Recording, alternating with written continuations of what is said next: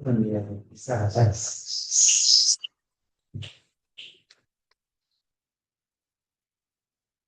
screen is there.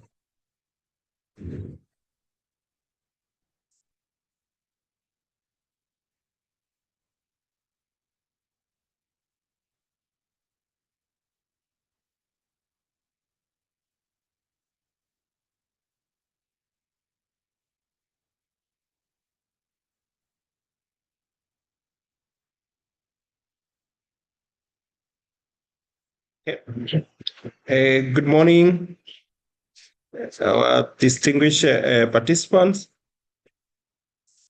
We are set to start our sensitization, day 3 of our sensitization today.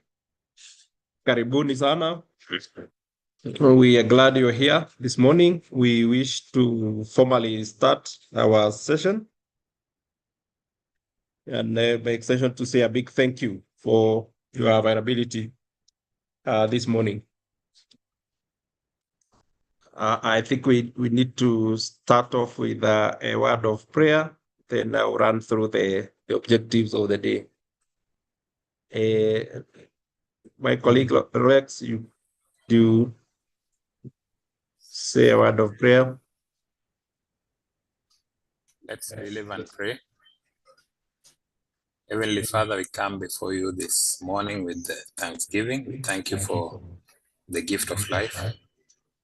Even as we start off our program, we pray that you be with us, guide us, so that we can accomplish our objectives of this quarterly sensitization on STI mainstreaming. We pray for our participants.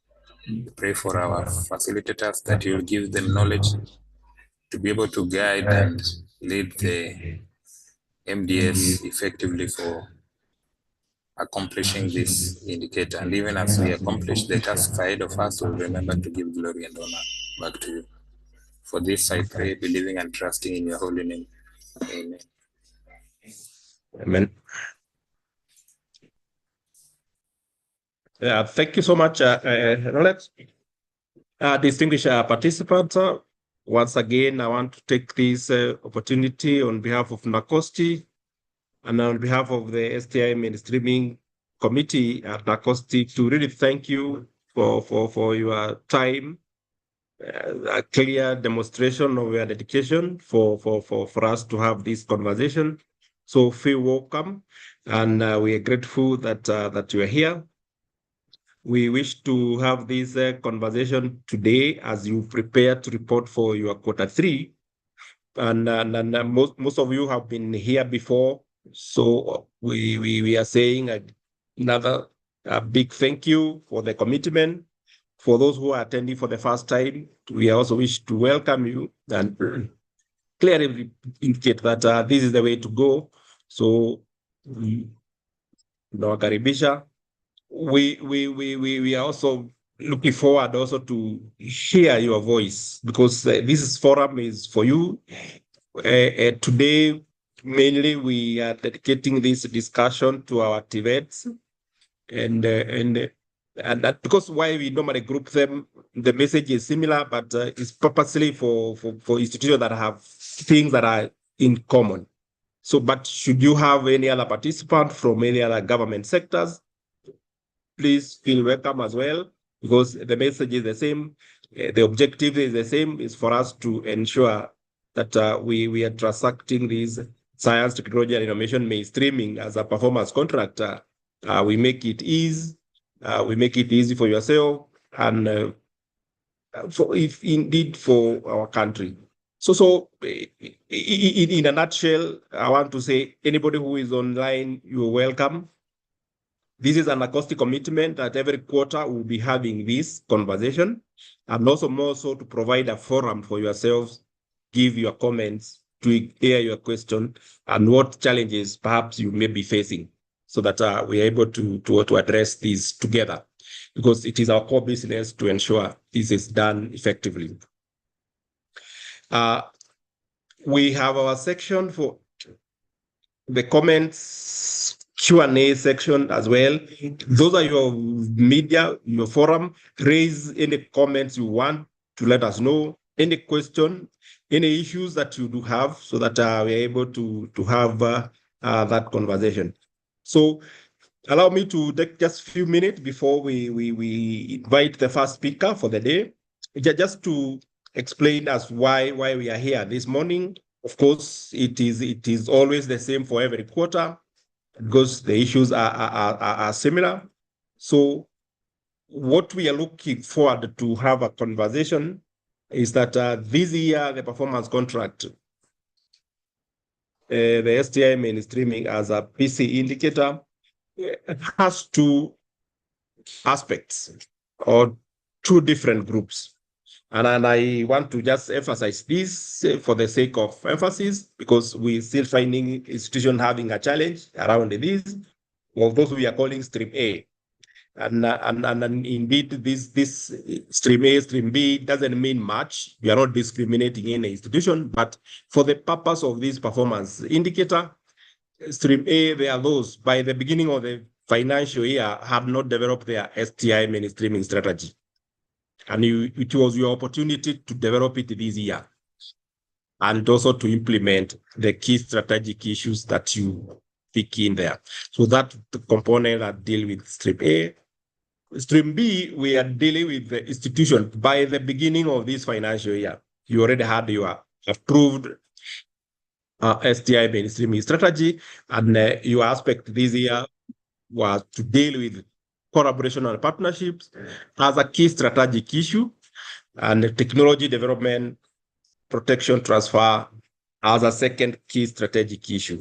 And of course, like the second aspect is very important for Tvets, because this is a home of innovations. So this is the discussion we are going to have today, and we'll make it clearer in a subsequent presentation. But I just wanted to make that clarity for different groups and for those who are in different streams. But our objective this morning, again, as I've said, we will be repeating this each and every quarter. Why? To make our things simpler, make our lives simpler, so that, and more so, if we are able to effectively mainstream for our country and for our institution. So one of the things that we need to do here is to pick this indicator and break it down in terms of its requirements, so that if you're joining for the first time, we know there are a lot of dynamics in our institution. Committees keeps on changing. So we want to break it down so that we let you know what are requirements for this indicator, what are the requirements, what are expectations from yourselves as the STI mainstreaming committees, champion, focal person, and PC coordinators. We are also looking forward for reporting for quarter 3. I know this you are aware. I think by 15, it's early next week. So even before you do that, if we are able to address some of your concerns or your worries at this point, for the purpose of reporting, because for us, we want to make it effective, and we want to make it simple for our institution, so that they're able to report with ease, to have accurate data, and as you'll be told later, how important the accuracy of your data, because it's a very important input that you're making for this country.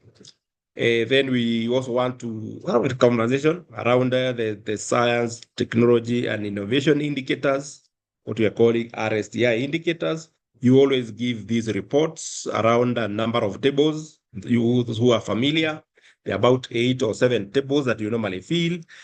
They feed into specific indicators that are very important for our country, for our international global competitiveness, so that we're able to map our country where we belong among the leagues of nations.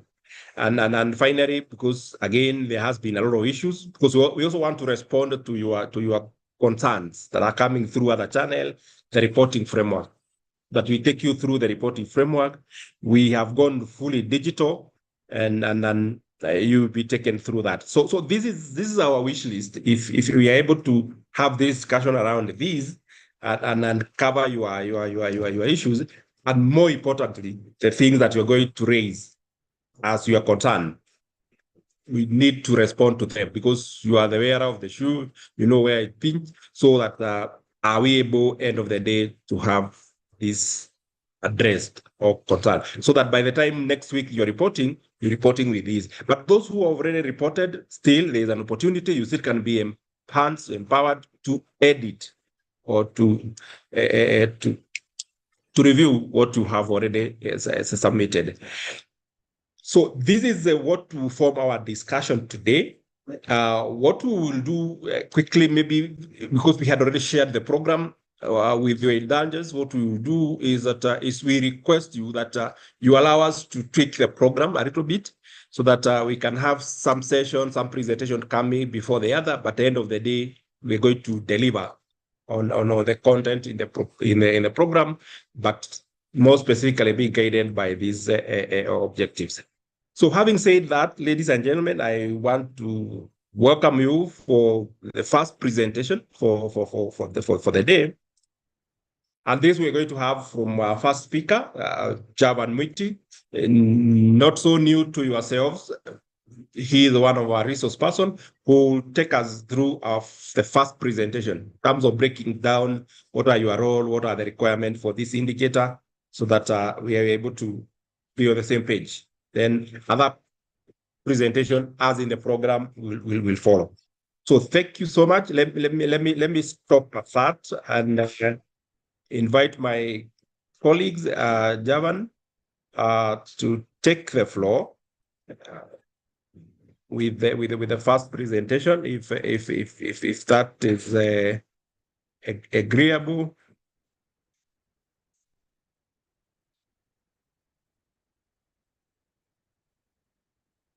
Okay, Javan, you're welcome.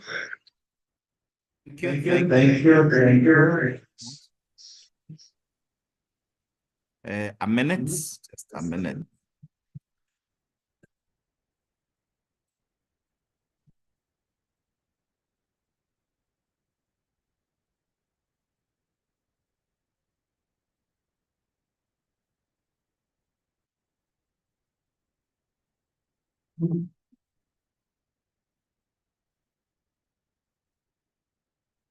Yes, I believe you can be able to see.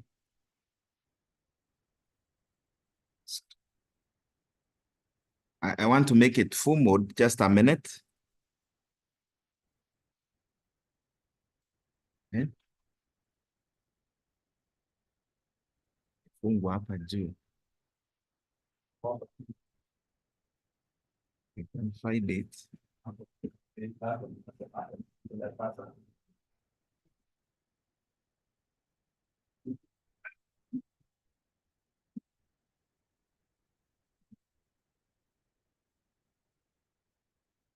It's not picking, eh? Yeah, thank you, ladies and gentlemen. Just a minute, I set the slides. Full. I will do the future line to indicate one. Yeah, that's it.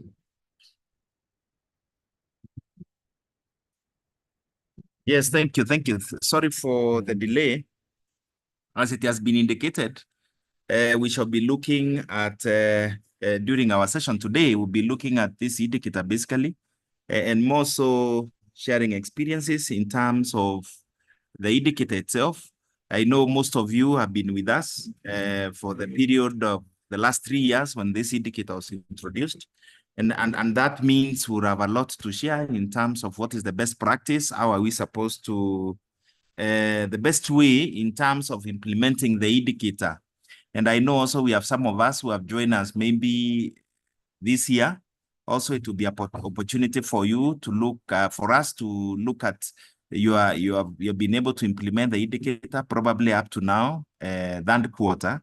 So be looking at it again in terms of experience. What is the best practice as you submit, and first quarter, second quarter, and the gaps that were there, and how can we better the process so that at the end of it all, we can be able to actualize the intention and the purpose of this indicator. As you know, of course, you're doing STI mainstreaming, and within it, there is so many steps. There are many processes There are key processes that are involved in terms of mainstreaming. You start by developing your work plan, you segregate or you identify matters that you need to do for the year. For many of us who are joining for the very first time, for many of us who are developing our STI strategy, then you are picking those strategic issues for implementation. And for many who already have developed the STI strategy, then of course it's an opportunity also to ask ourselves in terms of implementation, what are the key steps? What are the main areas of consideration so that effectively and efficiently we are able to implement the indicator as it is expected? So basically it will be an interaction for us. It will be a learning lesson to many of us, and of course, putting those many lessons learned over the period of implementation in practice to ensure that we have a smooth implementation of this indicator.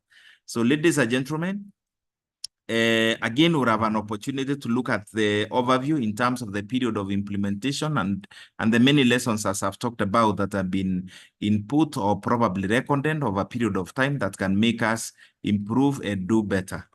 The main purpose of sensitization ideally is to help you appreciate the role of STI mainstreaming, and more so relate the same in our complex environment where we work as MDAs, as Tvets institutions for that matter, how the indicator is impacting in terms of the period of implementation. How do we relate the indicator in terms of experience, in terms of application and implementation through our mandate? And of course, looking at how infusing the various strategies. Remember, whether you are developing the STI strategy or you have developed the same, you have already identified some strategic issues, and those issues have strategies. Then how do we ensure that those strategies are connected to our strategic plans, are connected to MTP4, Medium Term Plan 4, the government agenda, and Vision 2030? It will be an interaction around that, which improves our wider appreciation of the role of the indicator itself, and more so, again, what is expected of us, and how do we harmonize the processes so that we can be able to attain the intended purpose. As it was indicated, if you look at this indicator, it's more about output, it's more about outcomes, it's more about results.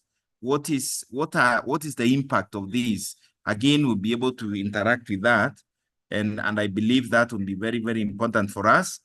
Again, it will be looking at it from the light of the PC platform where the indicator has been infused as part of our core mandate. And at the end of it all is about efficiency and effectiveness in implementation, and of course, attainment of the intended objective. So it's a discussion around that. We'll also be looking at this indicator belongs to NACOST, and we'll be also interacting and looking at the journey from the time it was R&D, research and development, at least 2% commitment, to now where it is an entire ecosystem of research, science, technology, and innovation. So these are critical. They are very, very important in terms of helping us appreciate the mainstreaming process.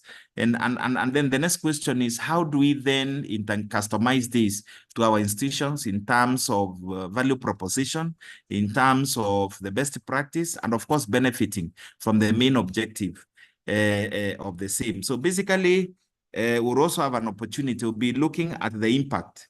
What is the overall impact, and where do we feature in that impact as an MDA? That's a question you need to ask yourself when you'll be saying that you have implemented for the last 3 years. Probably you have done it for 3 years, 2 years, or 1 year. Then the question is again interrogating the aspect of value proposition, the impact that we are benefiting as an MDA. So basically that is critical. We need to start by highlighting that this indicator is a specialized agency indicator, which is under NACOST. And the role of NACOST in this, of course, is to develop the indicator, which they have done and already you have committed. They receive, analyze, and provide feedback.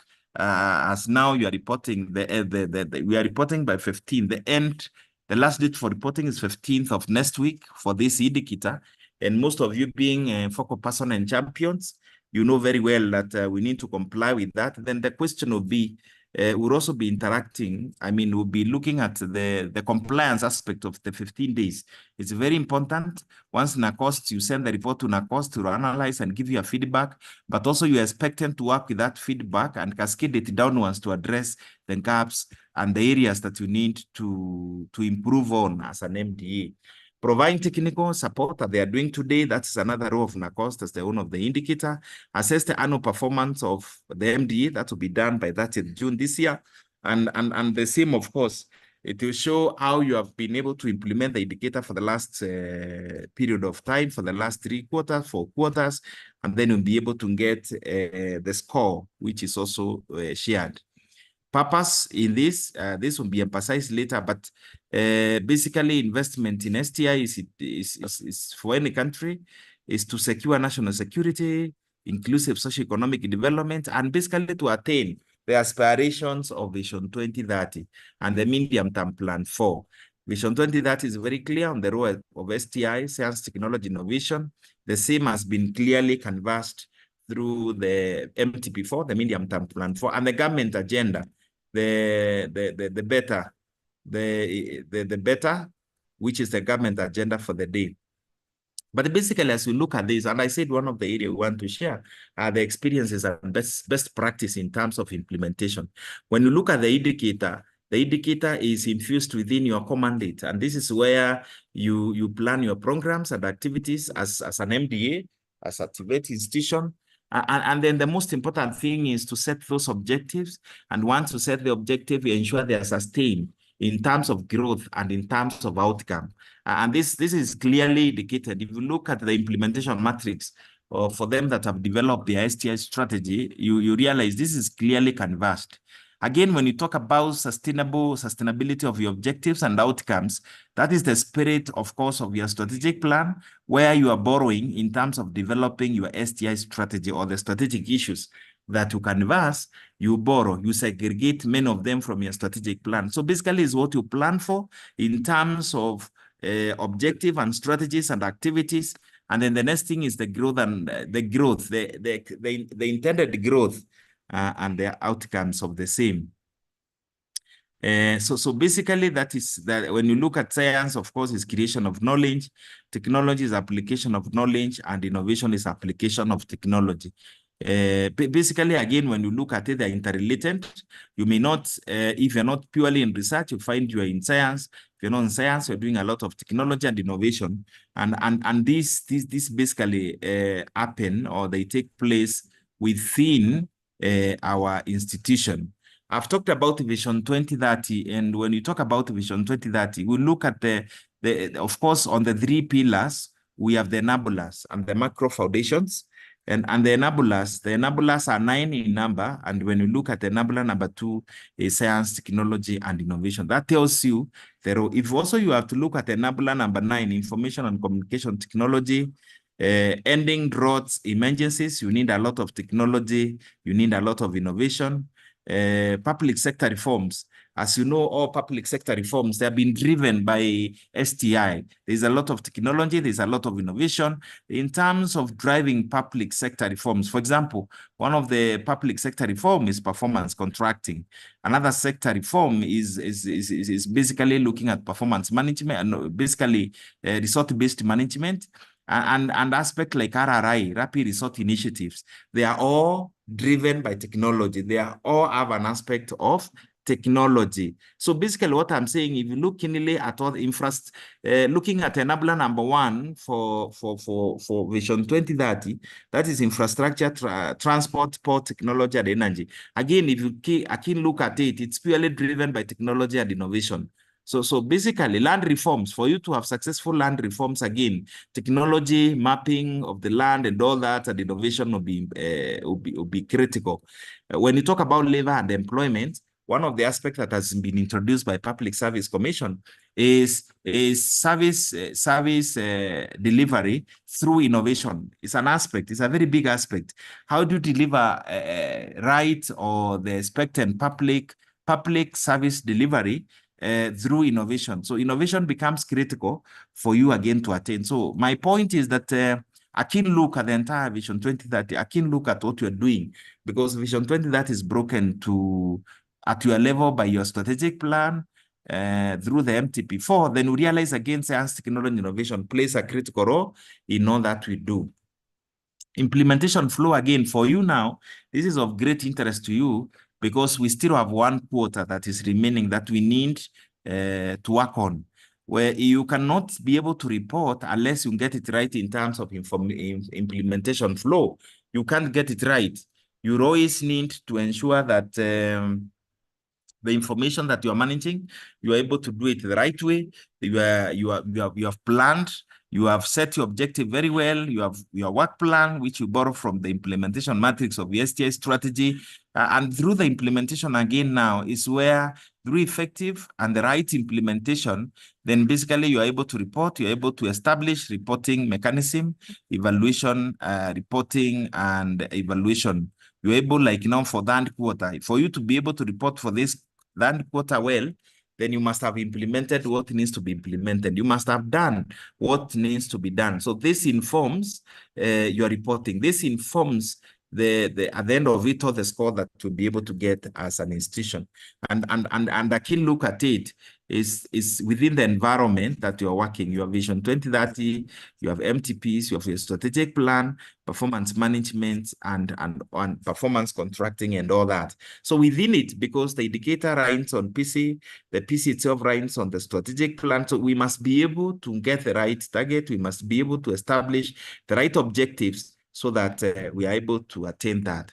When you talk about mainstreaming again, mainstreaming means that we're able to do what we do within the complex environment where we have other planning processes that takes place. You must be able, from your PC, for example, you do your quarterly report, you do all this emanating from your strategic plan up to the time you get your score. So what we mean is that these activities that we schedule, if, for example, you're in group A, and this is where you're formulating your your STI strategy, then as you set those strategic issues, you must be sure that you have a relation with your strategic plan, that you are speaking to your strategic plan, you are speaking to your annual work plans, you are basically borrowing from what is the overall direction that you have taken as an organization, so that at the end of the day, the strategies and the objective that you have in your STI strategy are consistent with what you have developed. Again, when we talk about this, already you are reporting, but you are reporting basically from the strategic issues that we identified all the way to the activities. The aspect of the entire one approach in terms of reporting, in terms of implementation. Again, it is very important to look at the weighting and the importance of this through the performance contract. If you look at the core mandate, the weight as core mandate of your performance contract is 65. Out of it is where we have STI mainstreaming, again, emphasizing the importance. When you look at this, the matrix for non-commercial state cooperation, for example, when you look at criteria A, where we have matters money absorption, both of internally and allocated funds, what you are raising yourself and all that, it is meant to support your core mandate. And your core mandate is where you have STI mainstreaming. So you must ensure always that one of the templates you'll be reporting on is on R&D, research and development, the allocation, how much you are able to allocate to support your research, science, technology activities, and innovation activities in your institution. And then, of course, we said the output. When you look at service delivery, which is criteria number B, it talks about service delivery. It is about business reengineering. It's about resolution. This again now test the output of research, science, technology, innovation. When you do, when you apply technology and innovation, then you are able to deliver your services to the citizens effectively. You are able, when you re-engineer your process, this is digitalization. When you digitalize your processes, you are using technology and you're using innovation. So at the end of it all, the automation processes help to infuse efficiency and effectiveness. So this is just a connection to show you how we must get well our STI mainstreaming. So because the moment we get it right, the moment we are able to apply the application aspect of it, then we'll be able to benefit as an organization. And when you look at it, of course, it carries a weight of 2. So since you already have these activities and you're supposed to implement them, the question is, of course, you have the focal person and champions. You're supposed to work as a team. The focal person is the chair of your meeting. When you meet as focal person and champions, you basically constitute an STI mainstreaming committee for your institution, and coordination, overall coordination of that committee, the implementation, what that committee is able to implement ensures a successive a successive implementation of the indicator. So basically, one of the success story is that across MDAs, you realize that focal persons and champions have been appointed, and most of those, when they come together as committees, they are producing results. They are helping organizations to mainstream, to help cascade matters as technology and innovation. So basically, these are part of coordination and development of STI strategy. Again, this is very critical because at the end of it all, once you get it right in your STI strategy, again, it ensures that across MDAs, then you are able to do what is expected. Today, we are dealing with focal persons and champions, which is a requirement, an enabling environment for you to meet before you implement the indicator. And we are happy today. We have both the focal person and champions. What is the role of the focal person? If we were to look at, because today we are dealing with focal persons, one of the things we can look at is the role of the focal person. You are supposed to ensure coordination, that the indicator is fully, the STI mainstreaming indicator is fully implemented.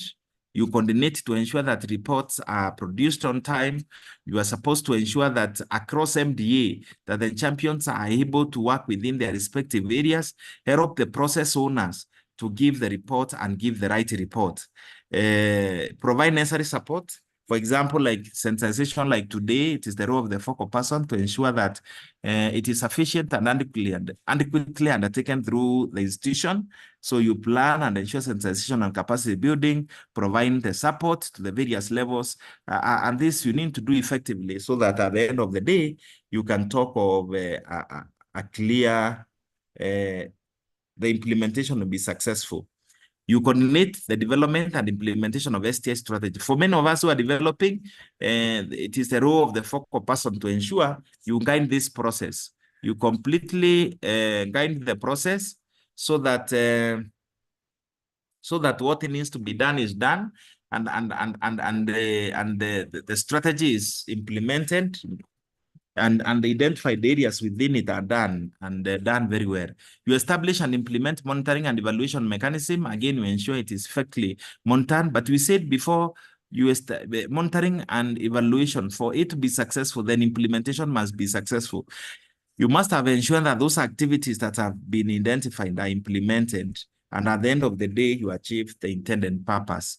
Promote collaboration and partnerships and networking with all stakeholders. Remember, collaboration and partnership and part and parcel of your key strategic issues within your STI strategy. So again, by ensuring collaboration and partnership, you'll be able to easily, you'll be able to attain the intended purpose. You'll be able to attain easily the intended purpose within the RSTI ecosystem. Promoting STI, supporting matters STI within the institution, again, is very critical. So what we are saying, ladies and gentlemen, is that a focal person ideally is a very critical person, and that's indeed most of you today are with us. You must always ensure the success story of proper implementation lies with the focal person working in conjunction with the champions.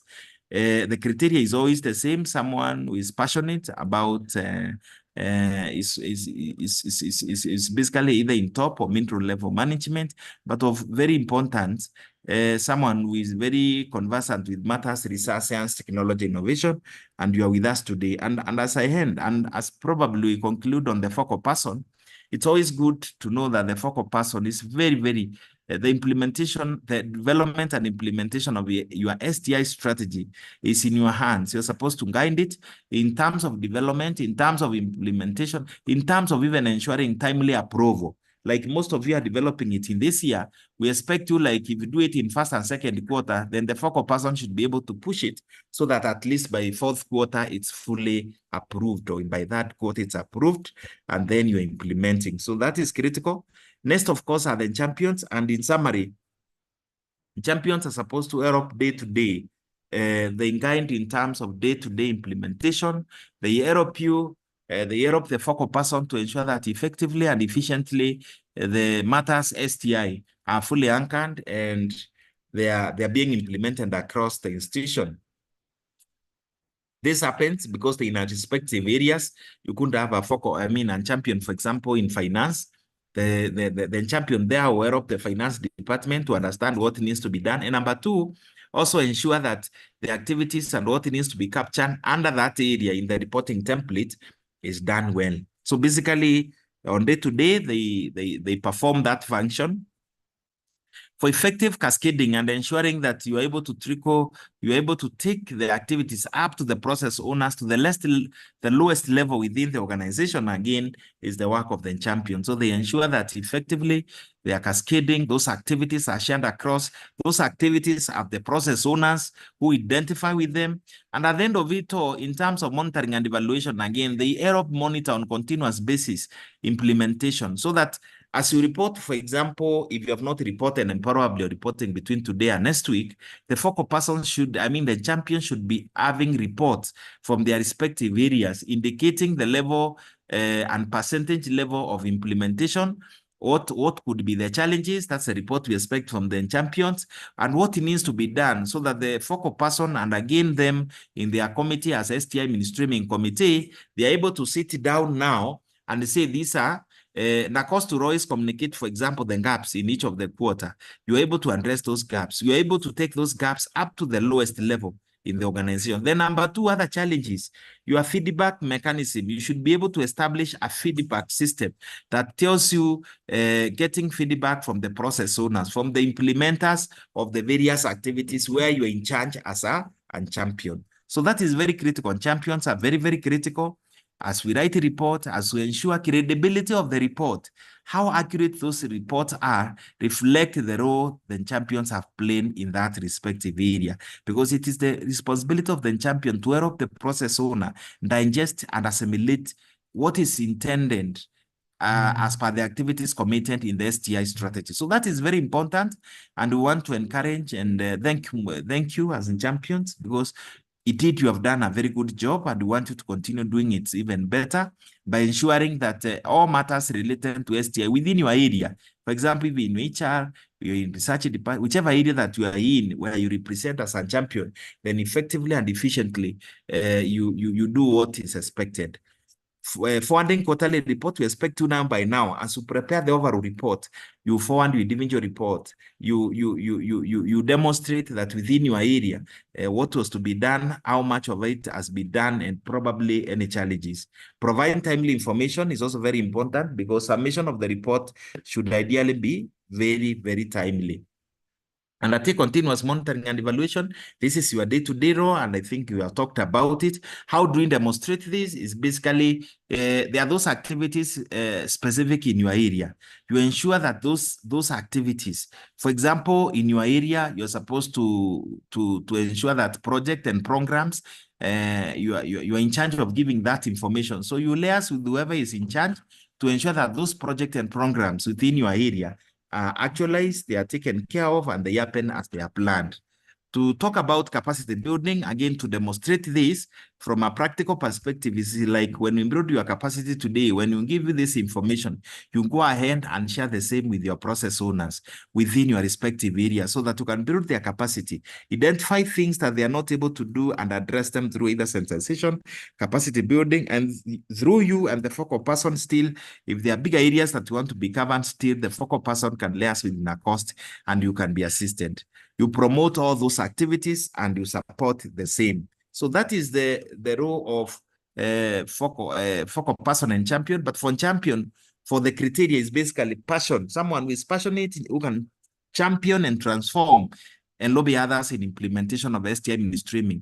So basically, and champion can be 1, 2, 3, 4, 5, 6, 10, or 12, based with the need of the organization. So champions can be many, depending with the areas you want to address as an institution. But a focal person should be one. And the focal person and the champions, when they meet together, the focal person is the chair of that STI mainstreaming committee, and champions will be members of that committee. So it should be clear that you can, many of you, at times you get questions, how many champions, how many focal person? Focal person can only be one, but champions can be many. So that is very important and very critical. Today, one of the areas that also sometimes we need to define in terms of the scope who is eligible. Based with all the presentation I've done, you have realized that this indicator, STI, is basically connected clearly with the Vision 2030, with the MTP4, with your strategic plan. So everyone who is contributing to Vision 2030 basically has a role to play, because it's a key enabler for us to attain what we want to attain as a country. So that should be very, very clear. Maybe as we summarize, it's very important to bring to your attention some of the key areas that we need to be very keen on. Timelines for submission, we need to submit within the required time. It's very, very critical, because again, the guidelines, a key look at 21st performance contracting guidelines are very clear. You shall be penalized if you don't operate within the timelines. Timelines, again, if you look at the criteria, it's an area for scoring. So if you don't report at the end of the day, when the scores, when the evaluation process is done, then you lose on it. So it is very important, just to summarize and say, please observe timelines. As you submit again, ensure that whatever you are submitting, whatever report from the champions to the focal person constituting the overall report for your institution, it is credible. It is very, very credible. And that you see when you're submitting, you normally attach the letter from the CEO to prove the credibility of the report and to take ownership. So basically, I'll take you quickly. The indicator this year, and I know you have interacted with it. I've talked about the focal person and champions, the annual work plan and the training and all that. Those are basically the environment, the supportive environment that we should have. But the indicator itself, you're either in stream A or stream B, and you'll be taken through this. Basically, stream A, the only differentiating thing is STI strategy. Stream A, you are developing it. Stream B, you already have it, and you're establishing certain aspects of that STI. That is in collaboration and technologies. And when you talk about stream B, when you talk about collaborations and technologies, they are being amplified, the main areas, and you'll be taken through on these areas, so that as you pick the area that is right for you, then you are doing it the right way. Issues and points for effective implementation. These are experiences. These are some of the things that we must point out for us to be able to have an effective and efficient implementation of our STI, of STI mainstreaming in our institution. Number one, you need the STI strategies, use of MDS STI strategies to capture objective and strategies to enhance compliance. Again, when you look at your STI strategy, when you look at the strategic issues that you want to implement, they are very clear. You have developed out of them objectives and strategies, and this actually help you to easily comply, to implement and report and comply with what is expected. And involvement in negotiation, again, when we negotiated our PC, for example, again, you realize the indicator was part and parcel of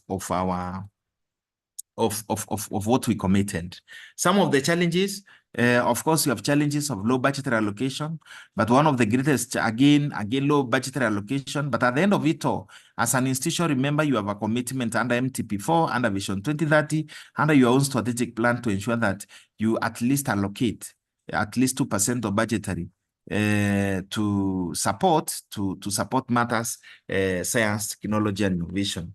Formulating the STI strategies, again, has been a challenge in itself, but this has been mitigated, and the implementation process in itself. That's why it took a lot of time in implementation flow, so that we may understand the best way in terms of implementation, the best way once we have identified, once we have committed, once we have declared the same in our work plan, then we ensure we comply with that. We do those activities, we effectively implement so that we'll be able to report.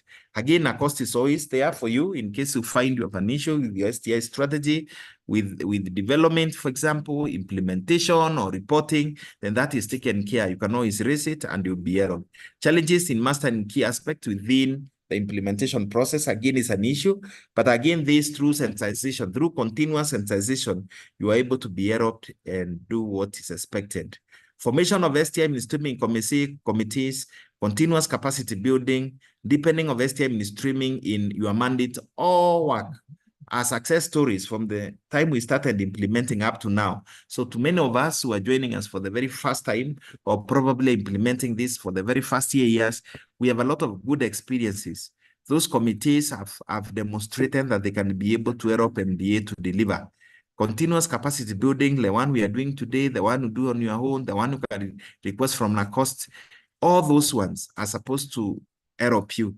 Again, as we continue doing this, the deepening of this STI mainstreaming in our MDA's mandate, as you have realized, and I took you through the service, when you look at your all the aspects, for example, in your PC or maybe in your strategic plan, you realize matters, science, technology, innovation are so critical that they are driving even the agenda. They are infused in your mandate, and that helps you actualize what is expected.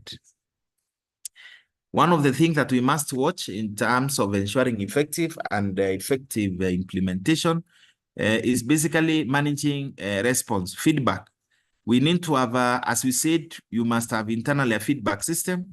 Once, for example, get a feedback from NACOST, and even the feedback yourself you are getting from your various process owners, you must be at a position to manage them well and address those feedback. Use them as an input to improve your various reporting. Ensure quarterly and annual MDS report. That is critical, and for you is ensuring that your quarterly report informs the various quotas, ensure continuous capacity building and compliance with continuous implementation of the indicator. Main principles: engagement, like we are doing today, constructively and positively, a sense of ownership in the process. All these are success stories. All these are strategies, addressing concerns and all that, both from the side of NACOST and from your end, and in the process we'll all be able to ensure that effectively we are able to implement. Some of the issues, like for the last 3 years, from implementation, issues have raised like budget and all that. If you're able to infuse them in and address them moving forward, then we establish a culture that is anchored around RSTA, Research, Science, Technology, Innovation for our respective institution. We talked about your mandate. Again, when you look at STI being mandate related and a sector priority, outcome-based. It is outcome-based because, again, I demonstrated this. When you look at your core mandate, where the indicator is, and then when you look at other areas of commitment like service delivery, the outcomes of RSTI, Research, Science, Technology, Innovation, inform how you offer your service, because you are measured based with the output that you are giving out to Kenyans, based with the value proposition that you're creating for Kenyans out there, for yourself and for Kenyans. And Kenyans will either be receiving services directly from you. They expect to create or to ensure timelines or in terms infuse efficiency. And that's where we have digitalization, for example, being pushed by government, or basically reengineering processes within our various activities and processes to ensure that we are infusing efficiency and effectiveness, to ensure percentage increase efficiency and effectiveness in organizational performance, so that at the end of the day, Kenyans can benefit, yourself can benefit, both your internal and external customers, the stakeholders can be able to benefit. So when you talk about outcome-based, is basically we are looking at the indicator, the ability of the indicator to be able to give us outcomes that ensure they have a value proposition, that ensure results that are measurable, that are very clear, and that's supposed to help us do what we do better. So basically that's a very big plus. And of course, creating the same culture, establishing a culture of efficiency and effectiveness. Those are some of the outcomes, and of course, value proposition. So basically, those are some of the areas as we implement, we must always have them in mind. At the end of the day, why are we implementing the indicator? As an institution, what exactly is the value proposition that we are able to give out there? What is the value proposition are we also getting? Because once we give that data, the data can be used in a big way by government and other various stakeholders to improve the life of Kenyans, to make life easier, to make things better for you, for yourself, for your organization, and for Kenyans. And all of us exist to serve Kenyans anyway. So at the end of the day, that's value proposition, that outcome, the output, looking at the real output that has impact. So again, with this, we have seen so many MDAs have been joining, so many MDAs have been brought on board. And I think this is an indicator that indeed we are doing very well. This is just a representation of the same. of how over the years of the improvements, a sample just to show exactly what has been happening. And as I've told you, basically it's how we want to be measured. The improvement is an indicator of how the indicator is performing across MDAs by the many numbers who are joining and many that are appreciating, infusing this as part and parcel of their core mandate. Ladies and gentlemen, I want to end there, but I just want to emphasize, since today we are dealing with the focal person and champions, we must, the real measure of what we do, the question always should be the impact. What is the impact? What is the best way to implement and ensure that indeed we do what is expected to be done? And once we do that, then of course, impact. What is the impact to ourselves? What is the impact to our organization? And how can we make this even better, that we have a better impact? How can we increase from the percentage impact level that were there last year, this year, and the years moving forward? And I think when we have that discussion, then I think we'll be having value that will be really handing something substantive in terms of implementation of this objective. Thank you so much. You'll have an opportunity to interact. You can put a question in case you have a question for me.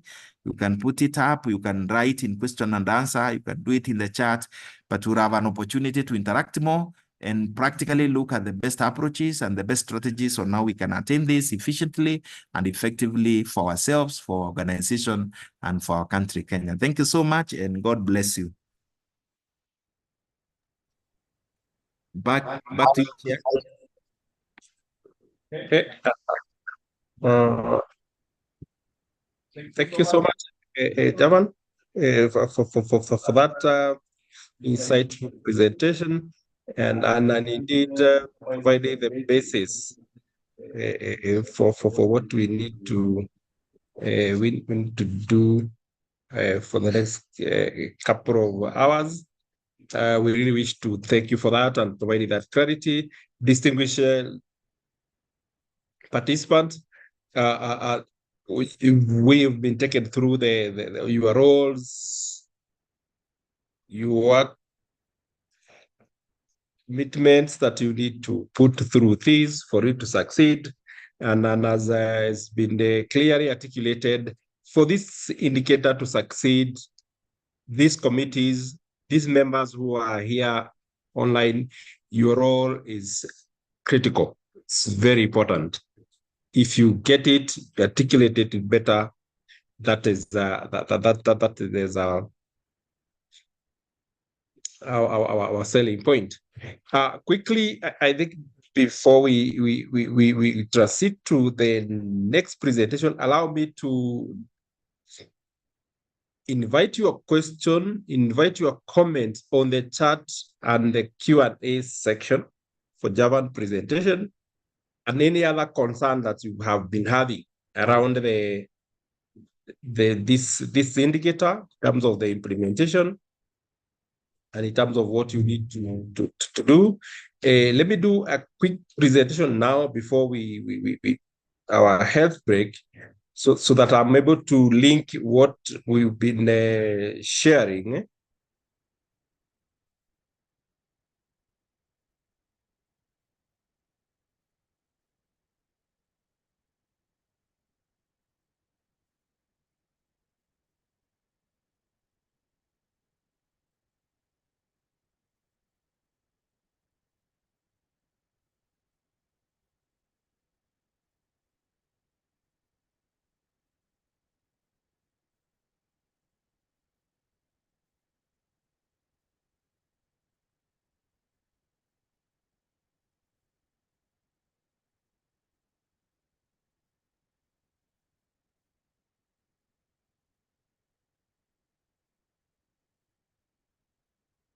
I hope you can be able to see my screen.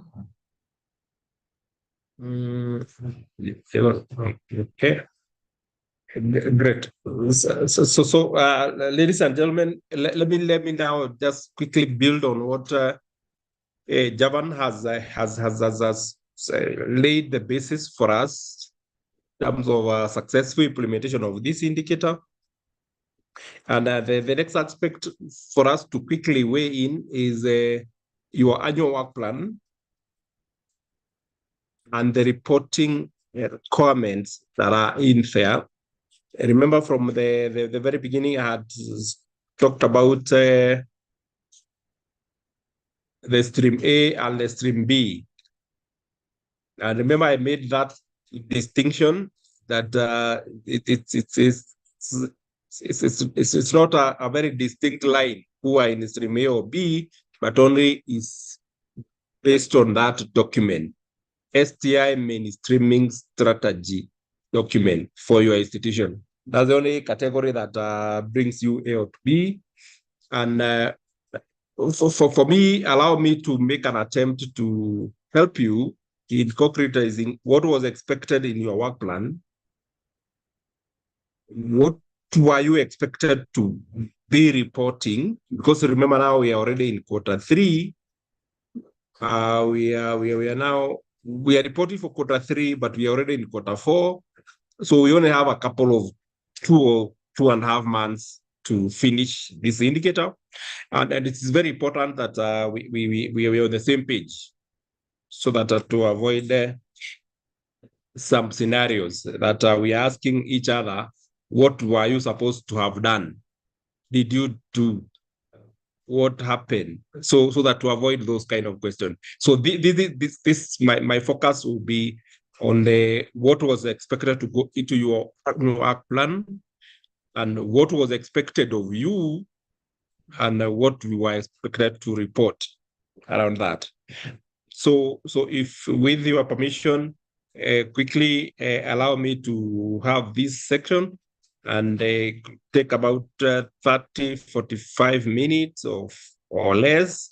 But again, it's very important we have this conversation. Having said that, we are very sure we are implementing the indicator for 2024-2025 and with its clear requirements. I wanted to highlight from the very beginning the success story around this journey, because sometimes it's always good to start from the positive side before you delve into other challenges and the likes. By end of last year, we had 318 MDAs. MDAs here, we mean all the ministries, the state departments, agencies, the state corporations, the Tvets yourselves, the universities, and the likes. We had 318, and out of these 318, we already had 73% of them having developed their STI strategies. That's a big success story to tell, because this document is what we want to institutionalize the STI mainstreaming. But we still have 27% or so thereabout who are yet to develop this document. This is what informed stream A and B. Remember what I said from the very beginning, stream A, there are those who don't have the strategy. Stream B, there are those who already have STI mainstreaming strategy. So this is what informed. This is the data that informed the indicator, development of that indicator. And what we want to do is to quickly absorb the 27% into stream B, so that by next year we don't have stream A or B. We just have STI mainstreaming indicator. So to me, this is a success story. If you can see, majority are on the track. And secondly, just also to share the success story around the issues of institutional IP. These are intellectual property assets that are domiciled with the institution. Tvets, remember I said from the very beginning, you are the technical institutions. This is the home for innovations. And this document will be very critical for you. Institutional intellectual property policy, very important. But this is just a global picture, just to say our institution that were on this indicator by last year, the 318, we had at least 47% of the institution with the policy, And this is very important. It's a journey to the right direction. But we need to bring on board quickly the 53% who are yet to develop this document. Why is this document very important? It's very important because we are talking about innovations, technologies, development and protection and commercialization. We cannot be able to do that without an institutional policy document that governs that, and mainly that governs how are you able to protect researchers and innovators' interest. So these again, I was just projecting a success story. Is a journey that we are walking in the right direction. That if we are able to have this IP assets, a policy to harness the intellectual property assets that is so rich in our institutions. So this is very important. Having said that, allow me to quickly move into the real aspects that we have called you here. And more importantly, this was to address the aspects with your annual work plan. And in that annual work plan that you are implementing, what were you expected to address?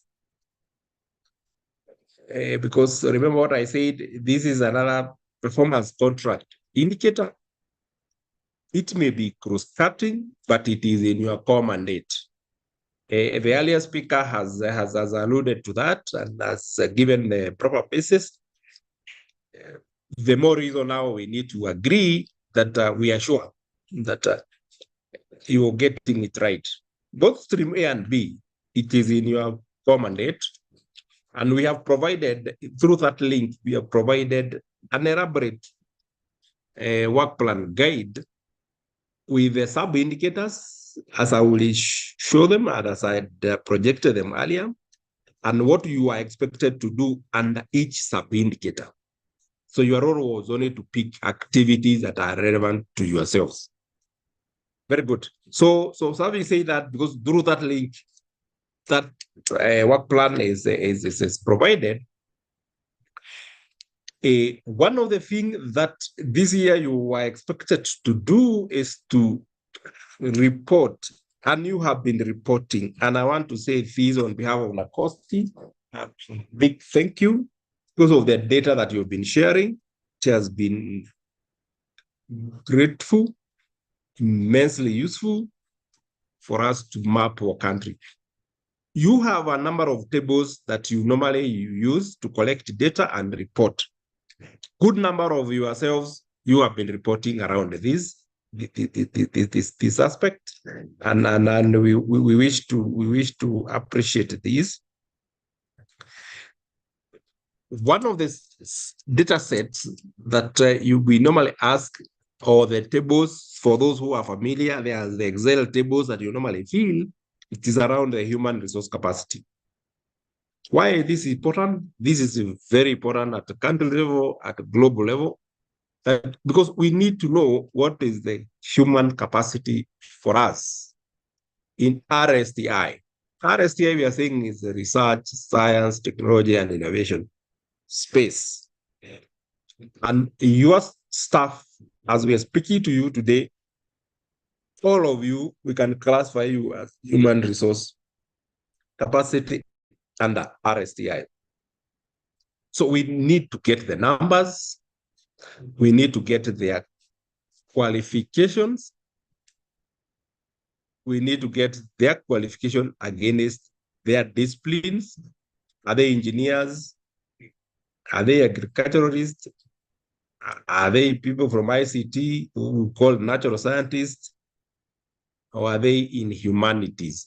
That is the table you have been dealing with, but my message today, that's one of the very important global indicator that your data is plugging in to help us map our country where it belongs.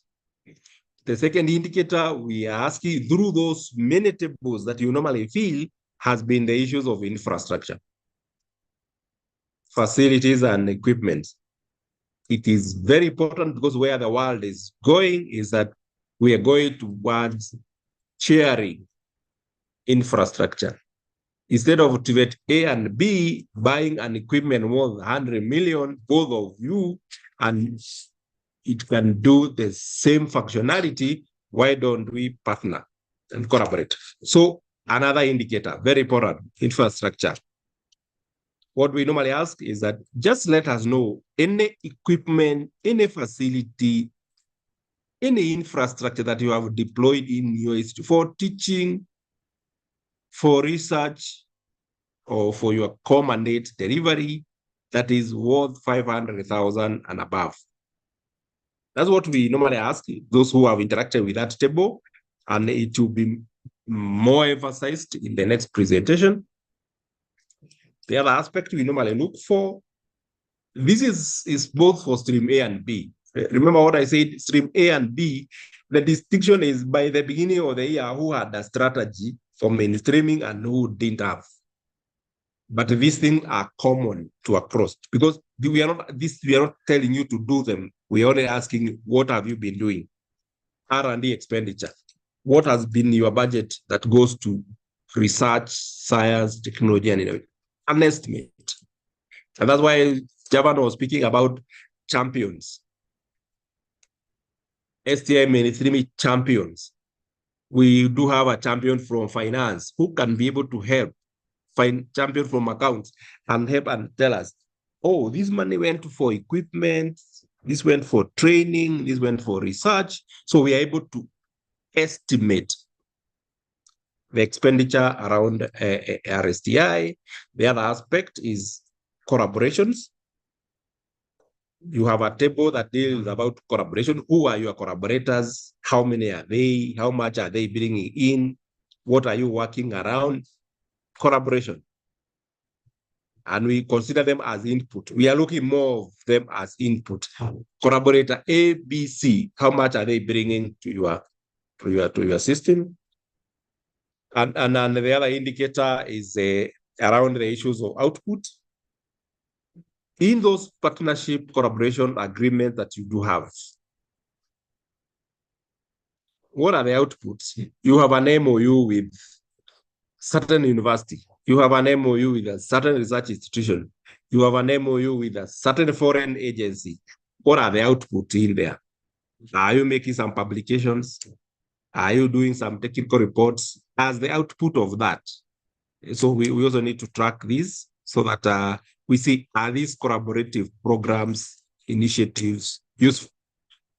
And finally, the issue is the dissemination. And I'm speaking to the tables that you have been filling in so that I make that clarity. So you may sometimes wonder, why do we fill all these tables? What is the essence of this data? What is it for? This is very important because it has been mapped around these 6 indicators that are globally recognized. So what you have been contributing, we are able to map aggregately at the country level, and we are able to say, as a country that is competitive, this is our outputs.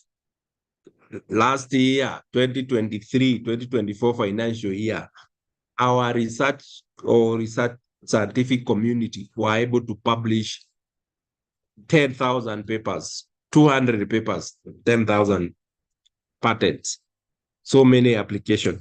So that we call it outputs and dissemination. Where are you publishing? What are some of the things that you do use to disseminate information, even from in your institution? Do you use websites? Do you use social media? Do you use print media? Do you use radio, TV?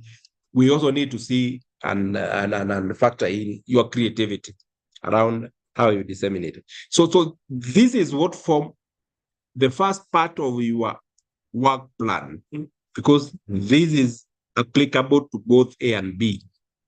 Because this is, we are only asking what you have been doing.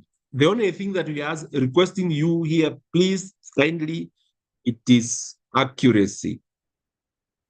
Just report as accurately as possible. If it is human resource capacity, just let us know how many staff you do have. Let us know how many staff you do have that have PhDs. Let us know how many staff you do have that have masters, that have first degree, that have diploma, that have certificate. It's not much asking, but the data is very important. A policy issue so far as human capacity development for in this country. So this form the first part of your work plan, and this is what you need to be reporting every quarter. Every quarter, you're supposed to share this data, and you're only sharing what you do have. If what you shared in quarter one has not changed in quarter two, has not changed in quarter three, just retain the same data. You'll be told we went digital, so your data is in there. You are always only to log in and confirm. Oh, we said we have 10 staff. Have you increased or have we reduced? Just put the variations. That was very important. I needed to speak to both stream A and B on this, so that we are very okay on and be on the same page. Yeah, because we need to be careful. But let me now go to the other sub-indicators. In addition to that, this is what now distinguishes stream A and B. We said stream A, MDAs without STI mainstreaming strategy. What you are expected to do this year, you are expected to develop STI mainstreaming strategy. We provided a template for you to do that, and we provided all the guides. So we are expecting that you have already done that. And also, in that strategy, you are expected to pick some issues, or what we are calling strategic issues, that you need to implement. The activities you need to implement. So that was your commitment for stream A. Stream B, your commitment was, because you already have a strategy, and because we said we are now output-led or for impact, that you are to deal with collaboration and partnership in research, science, technology, and innovation. You need to establish, or you need to sustain what you already had. The second aspect for stream B was to develop technologies and innovations. See how to protect them. How many patents have you applied for? How many utility model? How many trademarks? How many copyrights have you applied for? How many technologies have you commercialized? How many technologies have you shared with the communities or other communities of users? That was because we don't want to do just things for the sake of it. They have to have impact. So that was stream B was meant. And the two, collaboration and technology development, they are strategic issues in your STI strategy. Okay, having made that distinction, let me now speak quickly in a now very brief manner to stream A and stream B. What were your expectations? Stream A, let me start with the stream A, and we have said stream A, we don't mean this Tvet or this institution is lower than the other. We are only speaking, our reference point is beginning of this financial year. Any Tvet or any institution or any MDAs here that didn't have STI mainstreaming strategy. That's the only distinction.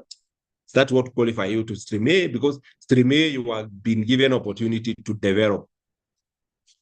In fact, the action word there, the action word was to develop institutional STI mainstreaming. We provided that template in our website. The link was there. So you were expected in either quarter 1 and 2 to develop that strategy. But supposing you are here and you have not developed that strategy, it's not too late. We still can do it because the template is so simple. You just need to get that template and we will help you populate it. And in fact, this is being guided by your strategic plan. We are not telling you to think things outside what is in your strategic plan, but this is just a document to prioritize. The second aspect for you in stream A was to implement the strategy that you already have developed. pick some issues that it will be implemented. Why this is important? It may look difficult, it may look out of reach, but what we say, STI mainstreaming strategy is informed by your strategic plan. So these are the things that you are already doing. The only thing we are doing, we are only profiling intervention that where science, technology, and innovation is important. Having made that clear, so that for stream A, you have to be very sure you have the strategy for you to be safe in terms of the scoring, and you are implementing your strategy. And I've said your strategy is a sub-document to your strategy plan. So you're not outside your budgeting cycle, you're just within your budgeting cycle. Very good. So stream A, we gave you a template, a simple template, and we give you the strategic issues. Remember, you need to have strategic issues for you to develop a strategy. So this is what we give across. There are 5 key strategic issues that we thought were important for the country, for us to address. Those who are in the stream B, and you are listening to these, last year we had given you 8 strategic issues to develop your strategy. These 5 and your 8 are one and the same thing. We only condense info. So those in stream B, we never lost anything. Those in the stream A who are developing these, you will not lose anything what stream A had. One of the issues was the issues of R&D strengthening. We are saying research and development is very important. We are talking about R&D financing, research and development financing, research and development infrastructure. So what we expected you to do as a developer is that you just let us know what are your priorities in there. What do you wish to do?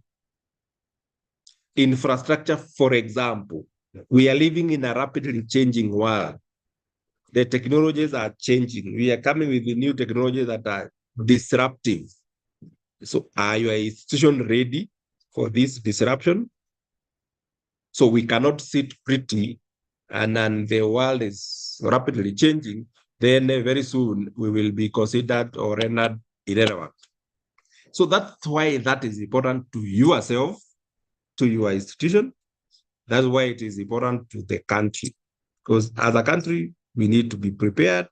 For example, we do have the issues of artificial intelligence. It is here with us. Tvets, you are institution of training. So how will you cope with that? We are coming into the space where cybersecurity threat is becoming a real threat. How will you cope in your data protection and all that, and all that, and all that? So these are the things. That's why we are providing as a strategic issue, so that yourself, you look at yourself internally. What do you need to do? Do you need to put a budget and improve the infrastructure you have? Do you need to put a budget and train the staff that you have so that at least they are even aware what AI is, what are the opportunities in AI, what are the threats around it? So the 5 key strategic issues we provided, these are just strategic. Consider them strategic to the country and to yourselves, but what you deal with these, it is what concerns you. Okay? Second was issues of inclusivity. We have been talking about gender mainstreaming. So the issue of inclusivity is we don't want to leave anyone behind. Gender, people living with disability, and all that. Advocacy, diplomacy, how do we communicate, science, and all that. What do you wish to address in that? Number 3 was technology development, protection. That is your core. In fact, this is a message to yourselves and what we'll be speaking tomorrow to the universities. Technology development is your duty, but how are you protecting those innovations? Are you able to file for patents? Are you able to protect them? Are you able to monetize them? Are you able to make good use, what we call commercialization? The other aspect was, in your strategy, we wanted you to deal with the strategic multi-agency issues, sectoral, international, But the baseline, the basic thing, strategy number 4, we are talking about cooperation and partnership. You will not survive in this space if you don't collaborate, if you don't partner with the like-minded in your sector. So again, you have to tell us, how do you want to collaborate? How do you want to partner? And the final issue is at the core of what you do.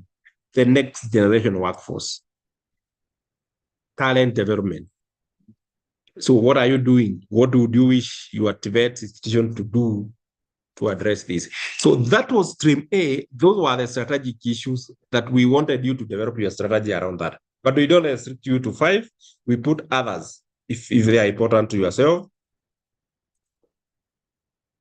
So quickly, let me project the template. We have that what we are calling institutional STI mainstreaming strategy template.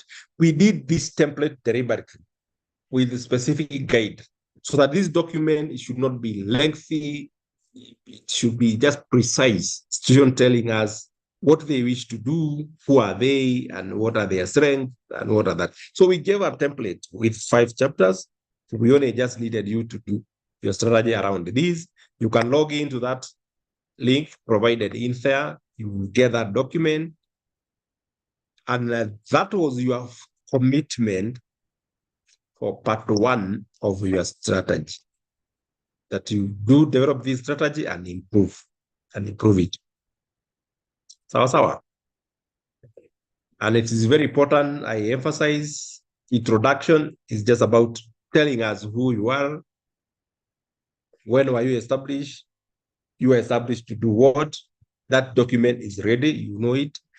Situational analysis, we're just asking yourselves, look at yourself internally. What are your concerns? What are your issues? Are you worried about the changing technologies? Are you worried about the emerging technologies? Are they a threat to yourself or are they opportunities? So you analyze yourself internally, then you provide so that when you come to chapter 3, you are providing strategies to mitigate what you could think would be your challenges, be your threats, your issues. Chapter 4, of course, is the implementation framework. Ile tu ile ya kupima. Oh, this is our strategy, these are our activities, what are the expected outputs, what are our indicators, what will be our means of verification, and what will be the budget, and who will be the concern, who will be the lead. And of course, monitoring and evaluation as chapter 5. Just guiding yourself and asking yourself, who will be monitoring the implementation of this document? We always say anything that can be measured, it can be done. And that is the essence of that document. So that is stream A, and that is the template we gave you to develop the strategy. If you don't have this strategy by now, we are already trending on a very delicate path, but kindly remember what I'm saying. We are available to help you develop this document. But that was your commitment. In your stream A, that was your commitment. Develop that document that has those chapters. Allow me now quickly to speak to stream B. Stream B, we are saying these are the veterans. By the beginning of the year, they already had their strategy. Your STI mainstreaming strategy had 8 strategic issues. So this year we just picked 2 just to demonstrate impact, because the effort here is demonstrating impact. And the 2 that we selected were partnership and collaborations. The second aspect that we took was technology developments, technology and innovation development, technology and innovation protection, technology and commercialization, or either transferred to the community. Okay? Hope we are together on that. So stream B, you are to deal with these 3 issues that have impact, because your collaboration and partnership must have impact. Technology developed must have impact. Sawa. This is stream B. So let me go to what stream B you are expected to report. and what is in the work plan. Work plan that is already on our reporting template. So your role was only to log into that template and tick the box of what you are able to do. So stream B, one of the aspects that we wanted you to do is to do with issues with collaboration and partnerships. Collaboration and partnership, we were pushing you to go into the space of quadruple helix collaborations. Underline the word quadruple. Quadruple, we mean 5. Remember, we are coming from a journey where we were talking about triple helix, 3. That was the industry, government, and academia. But now we want to make more of an impact. We are talking of quadruple helix, how government is working with academia. I know today we are speaking mainly to the academia. How are you working with the government? How are you working with the industry? How are you working with the civil society? And how are you working with the environment where you come from, your student and the communities where a student comes from? So those are the partnership we were pushing you to establish. But remember, the keyword is initiate quadruple helix or continue implementing the collaboration you already have, so that we don't lose. We don't lose already what you have, but we are pushing institute to establish this, because it doesn't make any sense that when government, industry, and academia are working, but you are forgetting the communities who are the end of the day, the beneficiaries. Collaboration and partnership. Remember what I said? It was about impact, output led. That is the story. But in the institution in stream B, these are the activities that you are supposed to have done around the issues of initiating or implementing quadruple helix collaborations. If quadruple helix collaboration and partnership is so difficult, let's go to the activities that we guided you to do that are very simple, that are very specific. In the work plan that was provided, you wanted to tick the boxes. For example, number 1, it was the issues of stakeholder analysis. That activity you are supposed in the work plan just to tick. When will you do the stakeholder analysis? And the stakeholder analysis, you are saying, as a Tvet A, these are our potential stakeholders. NACOST is our potential stakeholder. Ministry of Education, HELB is, are you getting? That stakeholder analysis is a very simple exercise. You as a committee sit and say, this is our potential stakeholders. The second item we wanted you to do is for you to demonstrate out of all these stakeholders that you have listed, because you can list as lengthy as you wish. Out of all these, do you have any partnership? Do you have any agreement with them? And what are the activities that you are doing around with them? Would there be workshops? Would there be forums? Would there be meetings? With those, I know we call you academia. What are you? Do you have any agreement with the industry, private sector, with the government? Government here is your ministry, your state department, civil society, and the communities. Are you able to demonstrate that you have been engaging these, all of these, or part of this? That's what we will be expecting in your reporting. Facilitating the development and implementation or continuation. So you need to demonstrate that you are in the process of negotiating new partnership or continuation of collaborative project already in place. Continuation, you already have agreements and there are some issues to be doing. The other aspect you are expected to do is to assess the inputs. Assess the input from this. Remember, the focus here is collaboration and partnership. So we are focusing on the inner agreement of the MOUs that you do have. Are you able to assess our input? For example, institution A or Tvet A or B is working with the World Bank. is working with the University of Nairobi, is working with NACOSTI. In that MOU, how much is it coming to your institution? So you assess your input in terms of the funds. So this MOU that we have, they are bringing in 10 million. They are bringing in 1 billion. Africa Development Bank has been working with you people. How much are they bringing if you have an MOU with them? So that's what we're asking. Just assess. You have 10, 20 agreement MOUs. Just assess how much is coming from or is committed from the external sources. The other aspect we want you to assess is outputs. Remember I said outputs is what is coming out of this collaboration, this partnership. You're working with all these agencies. What are the outputs? Are there papers that you are publishing with them? Are there patents that you are registering with them? Okay. Are there policy briefs that you are writing? Are there products that you are commercializing together?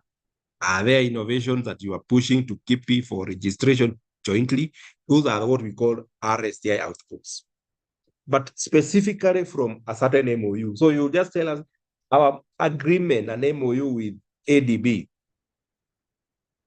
We have been able to develop these technologies. This is what we are pushed to KIPI. This is what we have registered. This is the number of applications we have made. Okay. Finally, under partnership, you are supposed to do a summary report for all these activities that you are dealing with, or any partnership that you do have under research, science, technology, and innovation. So the idea here for the work plan was for you to tell us, when will you do the summary report?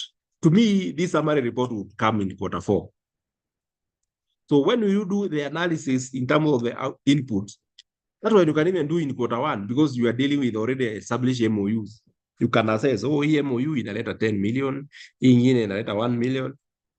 Probably you could have done it Q1. When were you supposed to have done stakeholder analysis?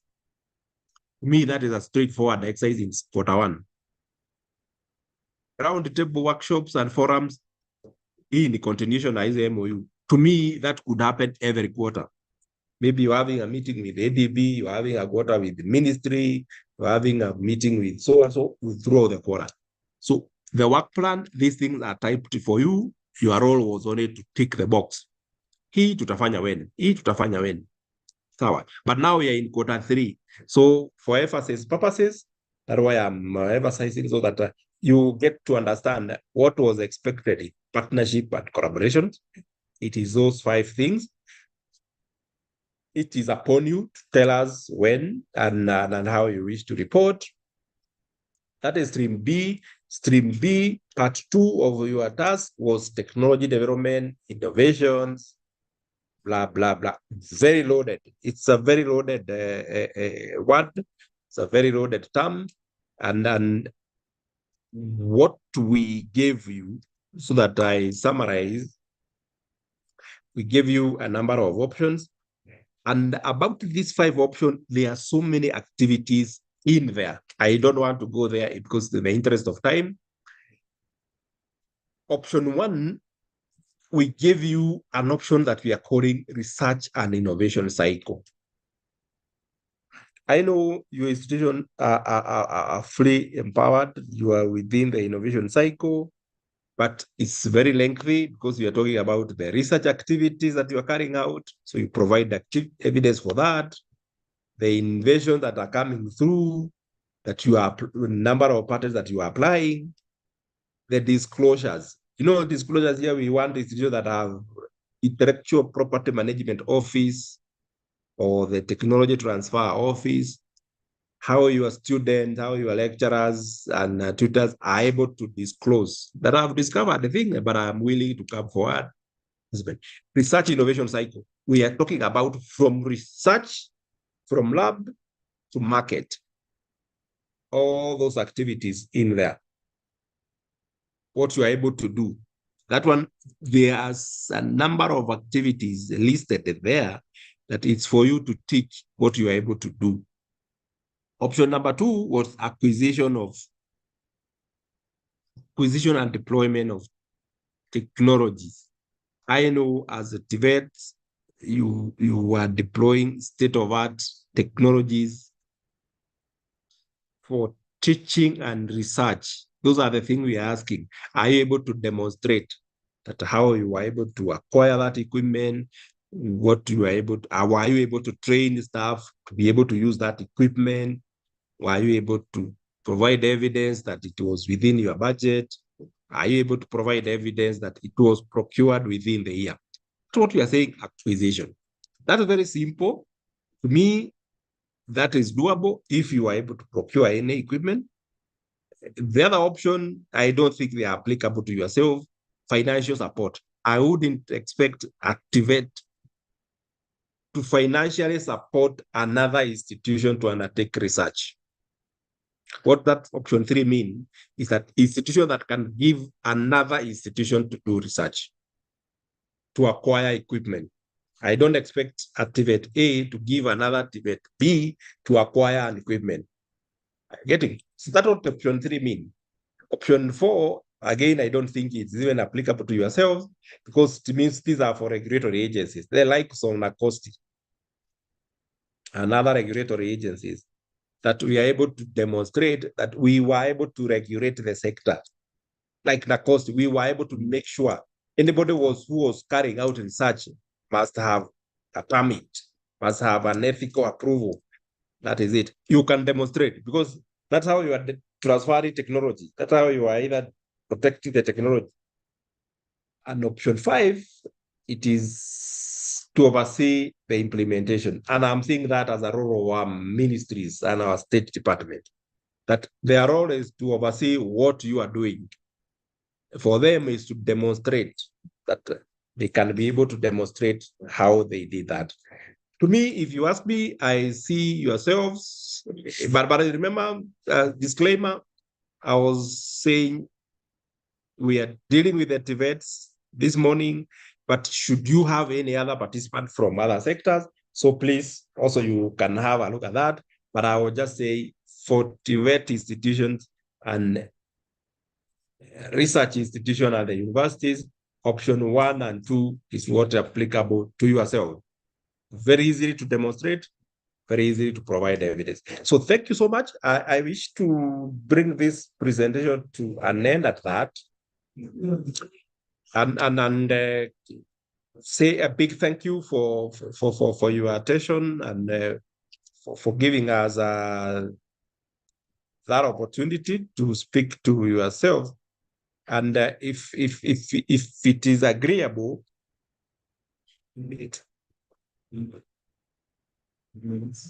perfect. If we can, if at this point we can take a health break of 10 minutes, so that we are back at 11 to continue with the next presentation, it will be okay. But I really wish to invite you that for the 2 presentations that have already been done, please raise your question, raise your comment, raise your suggestion in there. It doesn't have necessarily to be question, doesn't have to be a word, but put what you are thinking, put what your proposal is in there, put your question and your fear and worries so that we're able to address them toward the end. But at this point, I just wanted us to we just take a break for 10 minutes so that we are back at 11 and have the next presentation. And then toward the end, we'll have an open forum for that. Thank you so much, ladies and gentlemen. Let's see each other at 11.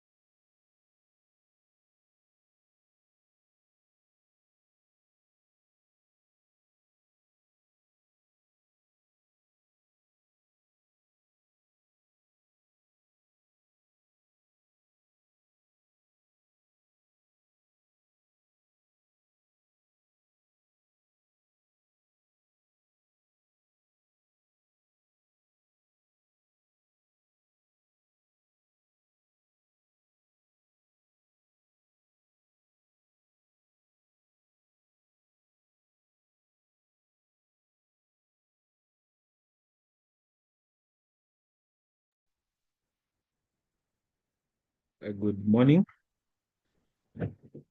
Welcome back to the next session. I hope you have had a good break. My name is Dennis Egon. I'll take you through the reporting process. So just to give a quick overview of the reporting process, as NACOSTI, we have tried to digitalize the process of reporting to streamline the reporting process. And in this reporting link, in a quick overview, we'll go through the reporting link. We don't want to assume everyone knows where to access the reporting link. We have also provided guidelines and requirements for the STI mainstreaming indicator. I'll also show you where to get those guidelines within the system. In the event that you need support as well, we have also tried to introduce a feature where you can just send a support request, whether an inquiry or you're having any issues with the challenge or you need a clarification on the STI mainstreaming implementation. You can use that feature also to reach out to us. How to log into the system again. There are some who might not know how to access the system. And this is in particularly accessing the user ID, which we have assigned to all institutions who are reporting on this indicator. There's also the aspect of now, once you have logged in, you'll see or you'll see how to populate or access the MDA profile. Thereafter, we'll now have a look at the annual work plan, how to prepare an annual work plan for your institution. Then the aspect of now submitting the quarterly reports or quarterly returns for what you have implemented within that particular quarter. And lastly, to access all reports, these include the feedback letters and all communications we normally send to you once we analyze. So allow me to share my screen so that we can start the process.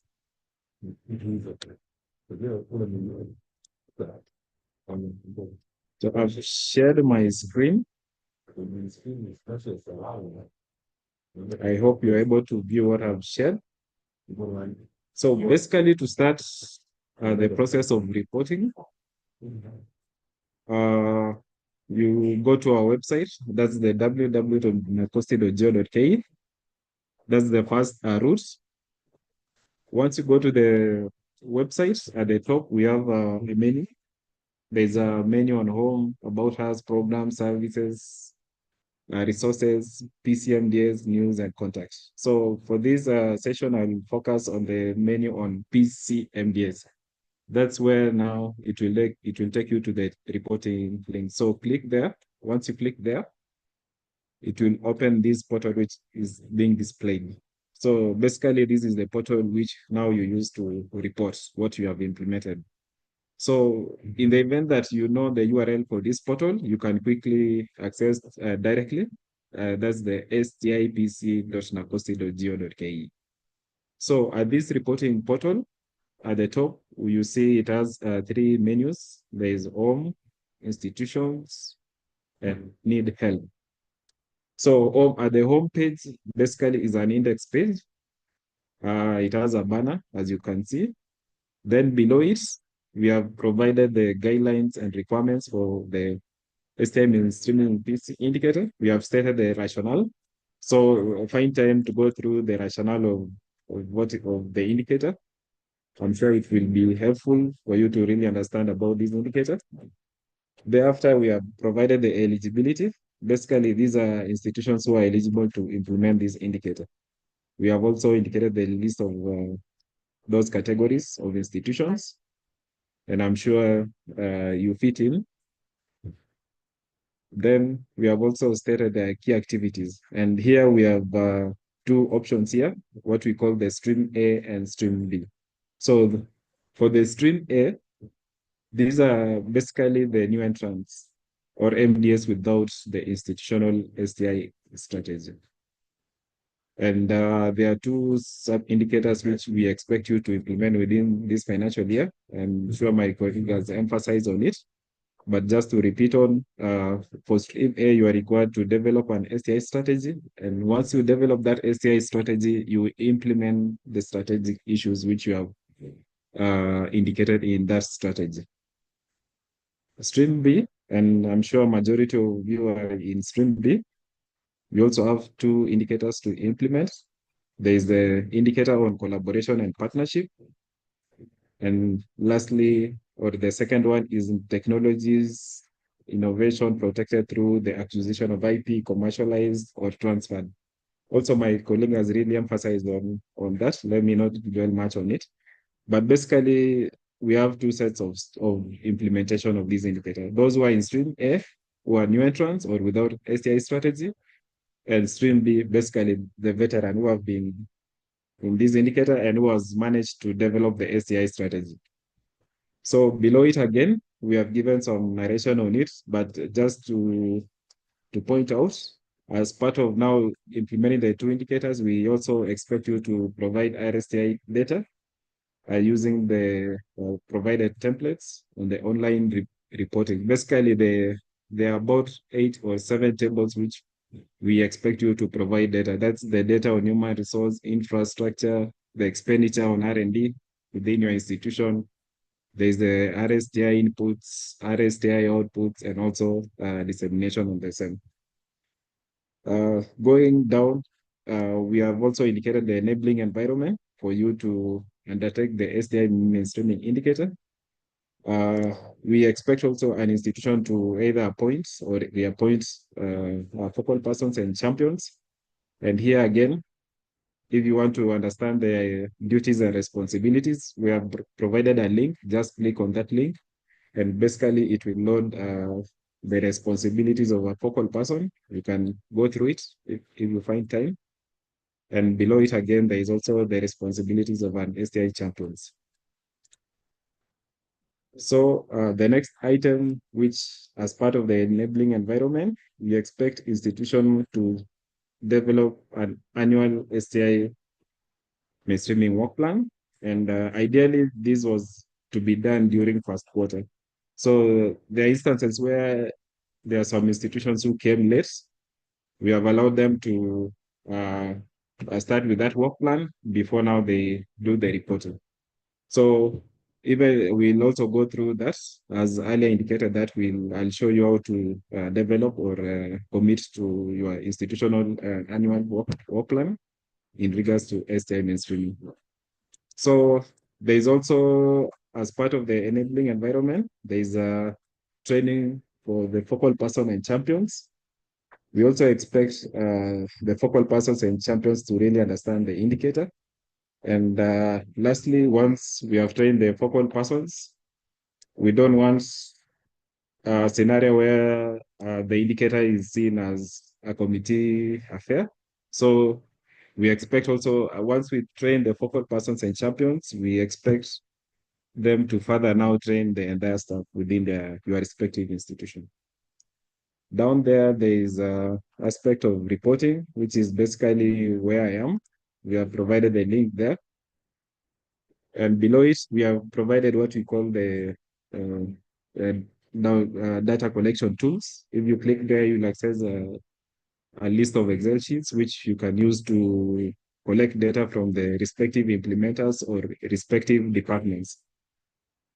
The tables basically are the one I had earlier mentioned on human resource capacity, expenditure on R&D, and the likes. Also, we have tried to provide a tutorial guide which can help you to quickly understand the reporting aspects. Just click on that link provided. It will take you to a YouTube page. And from there is about 11 minutes tutorial or a guide. So also, if you find time, kindly go through it. We have tried to capture everything within the 11 minutes as indicated in this video. So it's basically all steps which you undertake as you report. Below it, we normally also provide the scores at the end of the financial year. Particularly what is there is the scores for the last financial year. So you can access it. And you can also see how you performed last year so that it can improve. You can see how to improve on this financial year. So going back at the top of the menu, I mentioned we have three menus: home, institutions, and need help. Allow me to focus on this need help feature. If you have any technical support, you want to ask a question, a clarification, or you're experiencing any issue, just click on this button, indicate your name, provide the email, ensure that the email is correct. Then indicate the subject, then type a narration of that clarification or issue you are experiencing, then submit. So our technical team will receive that communication from you, and I'm sure they will respond within the shortest time possible to address those clarification or issues. So before you log in, let me mention about this institution menu. We have categorized institutions into 6 categories. We have ministries, research institutions, state departments, state agencies, Tvets, which is now your category, and lastly, universities. So in that sub-menu, let me go like a case of Tvet. If I click there, it will populate a list of all Tvet institutions who are expected to implement the indicator. And as of today, we have 181 Tvet institutions. And if you look at that list, we have the number, MDA ID, and MDNM. So for you to log in, this section on MDA ID is very important. It's basically it's where now you get your ID, what we call the MDA user ID. So purposely, this ID is used to log into your system or into your account, where you can now start reporting for your institution. So for the purpose of training, allow me to use a dummy one. So to log in, there is a button at the top. Just click login. It will redirect you to a page where you entered now the user ID and a password.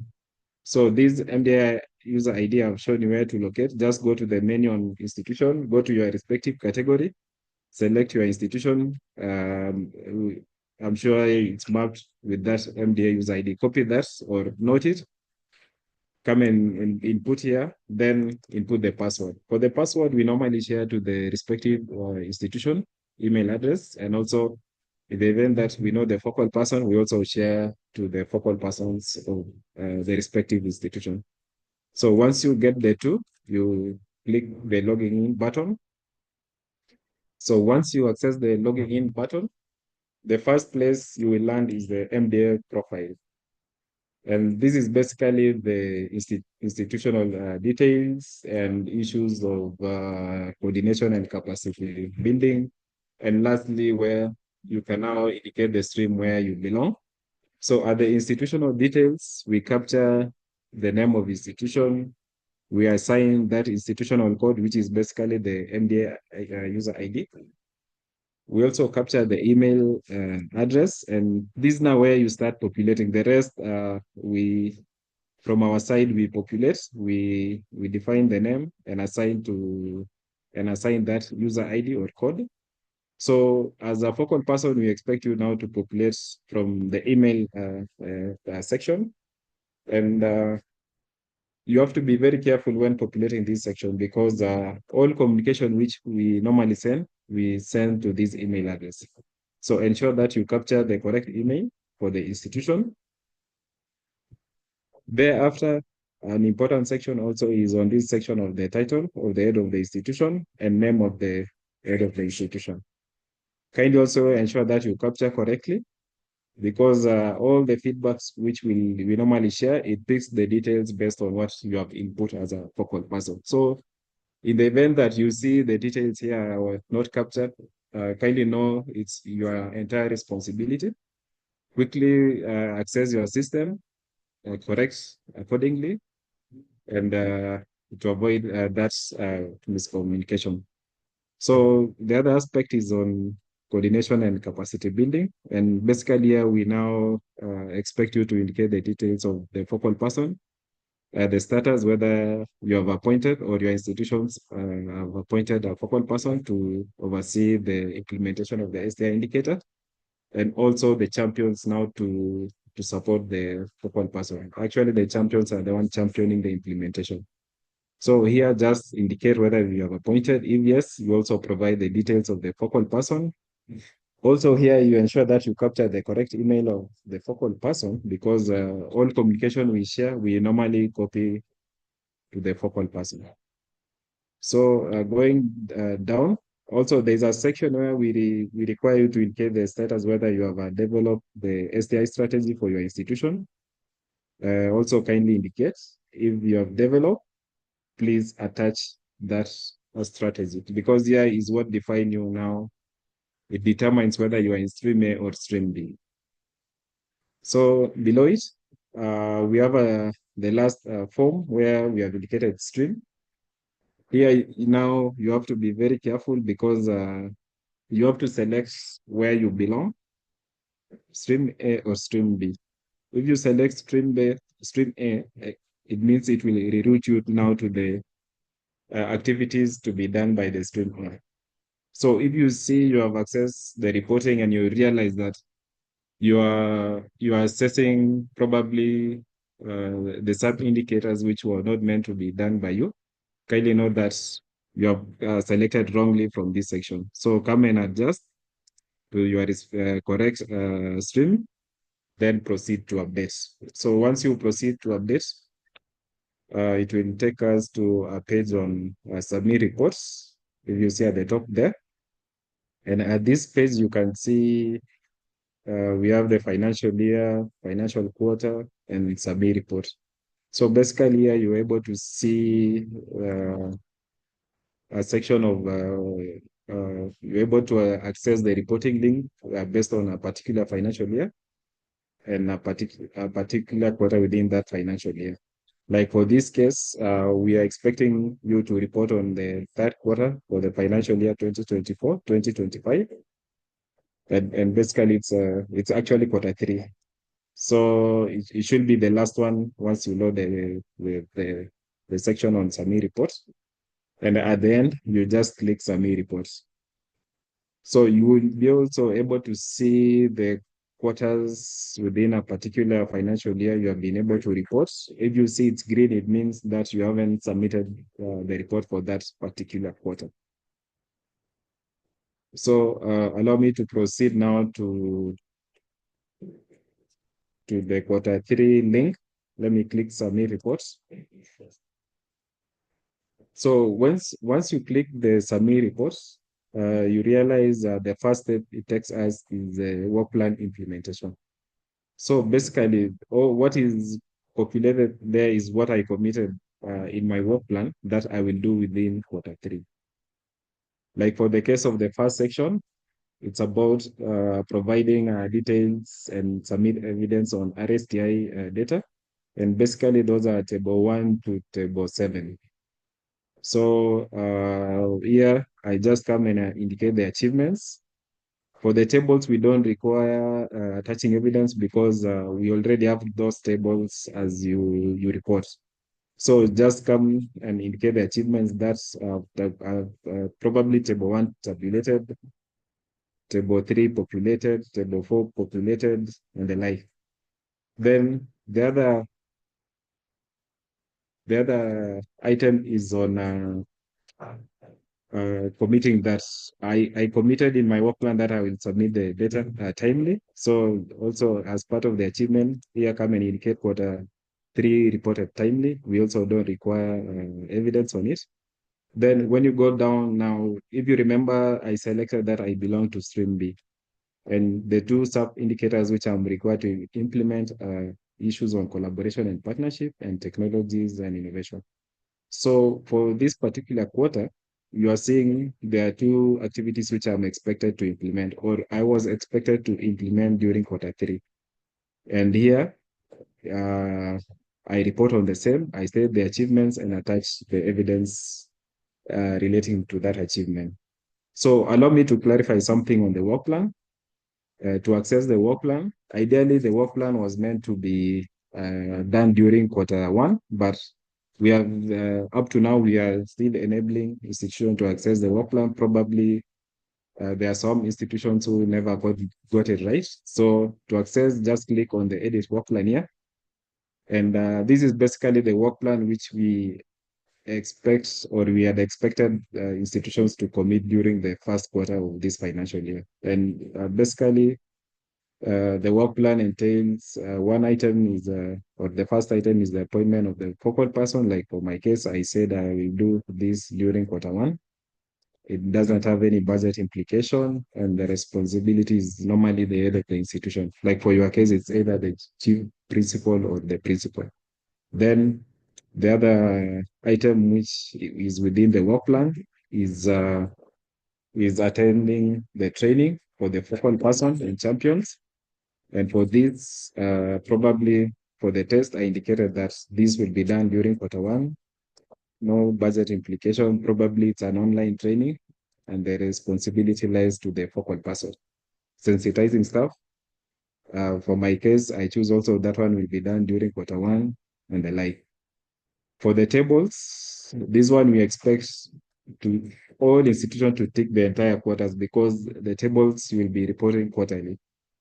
So ensure that all this section is ticked for all the quarters. That's from table 1 to table 7.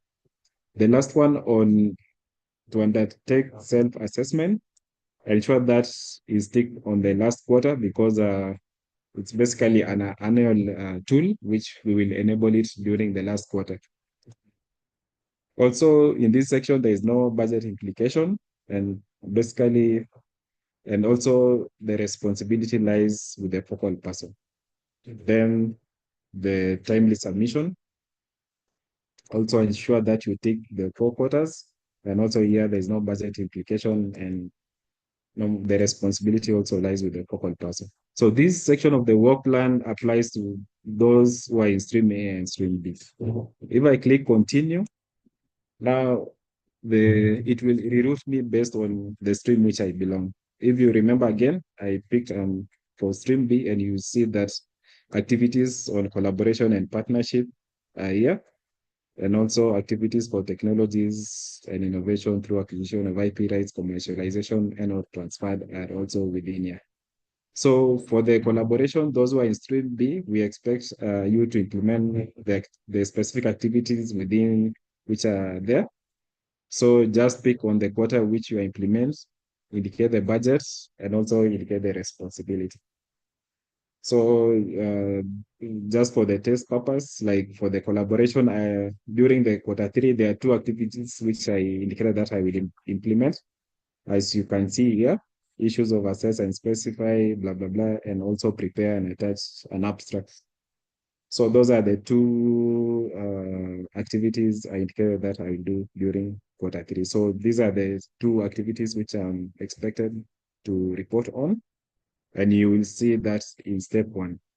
For the technologies, there are 2 also activities which I said I will do, as indicated here.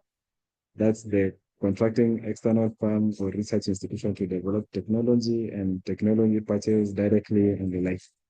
So also, I'm sure my colleague clarified on the issues of option. Like for my case, I'm running with option 2. Basically, it's about the acquisition of a technology.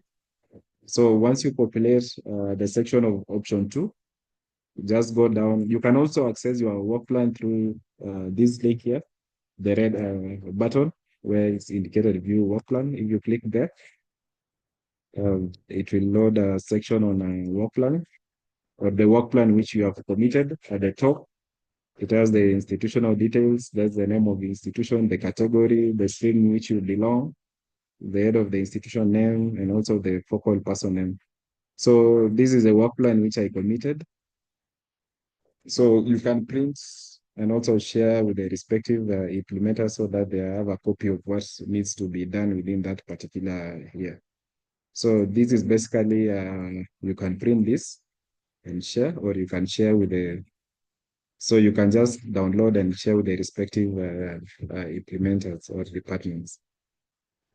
So going back to the portal, allow me to proceed now. So I mentioned for the step one where we have indicated the work plan implementation. If you recall, we had already handled this matter, but just to clarify, you remember I said that Q3 was expected to implement these two specific activities. So those are the only items which I'm expected to report. In this section, come and state the achievements and attach relevant evidence for all those activities. Once you have populated here, we proceed next.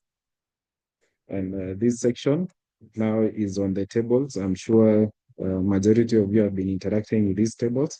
It's only this particular financial year based on your inputs where you had requested that we need to embed the work plan on the system. But the other section largely is it's what was during the last financial year. So from step 2 to step 7 is about the tables, where we expect you to report on the RSTI data.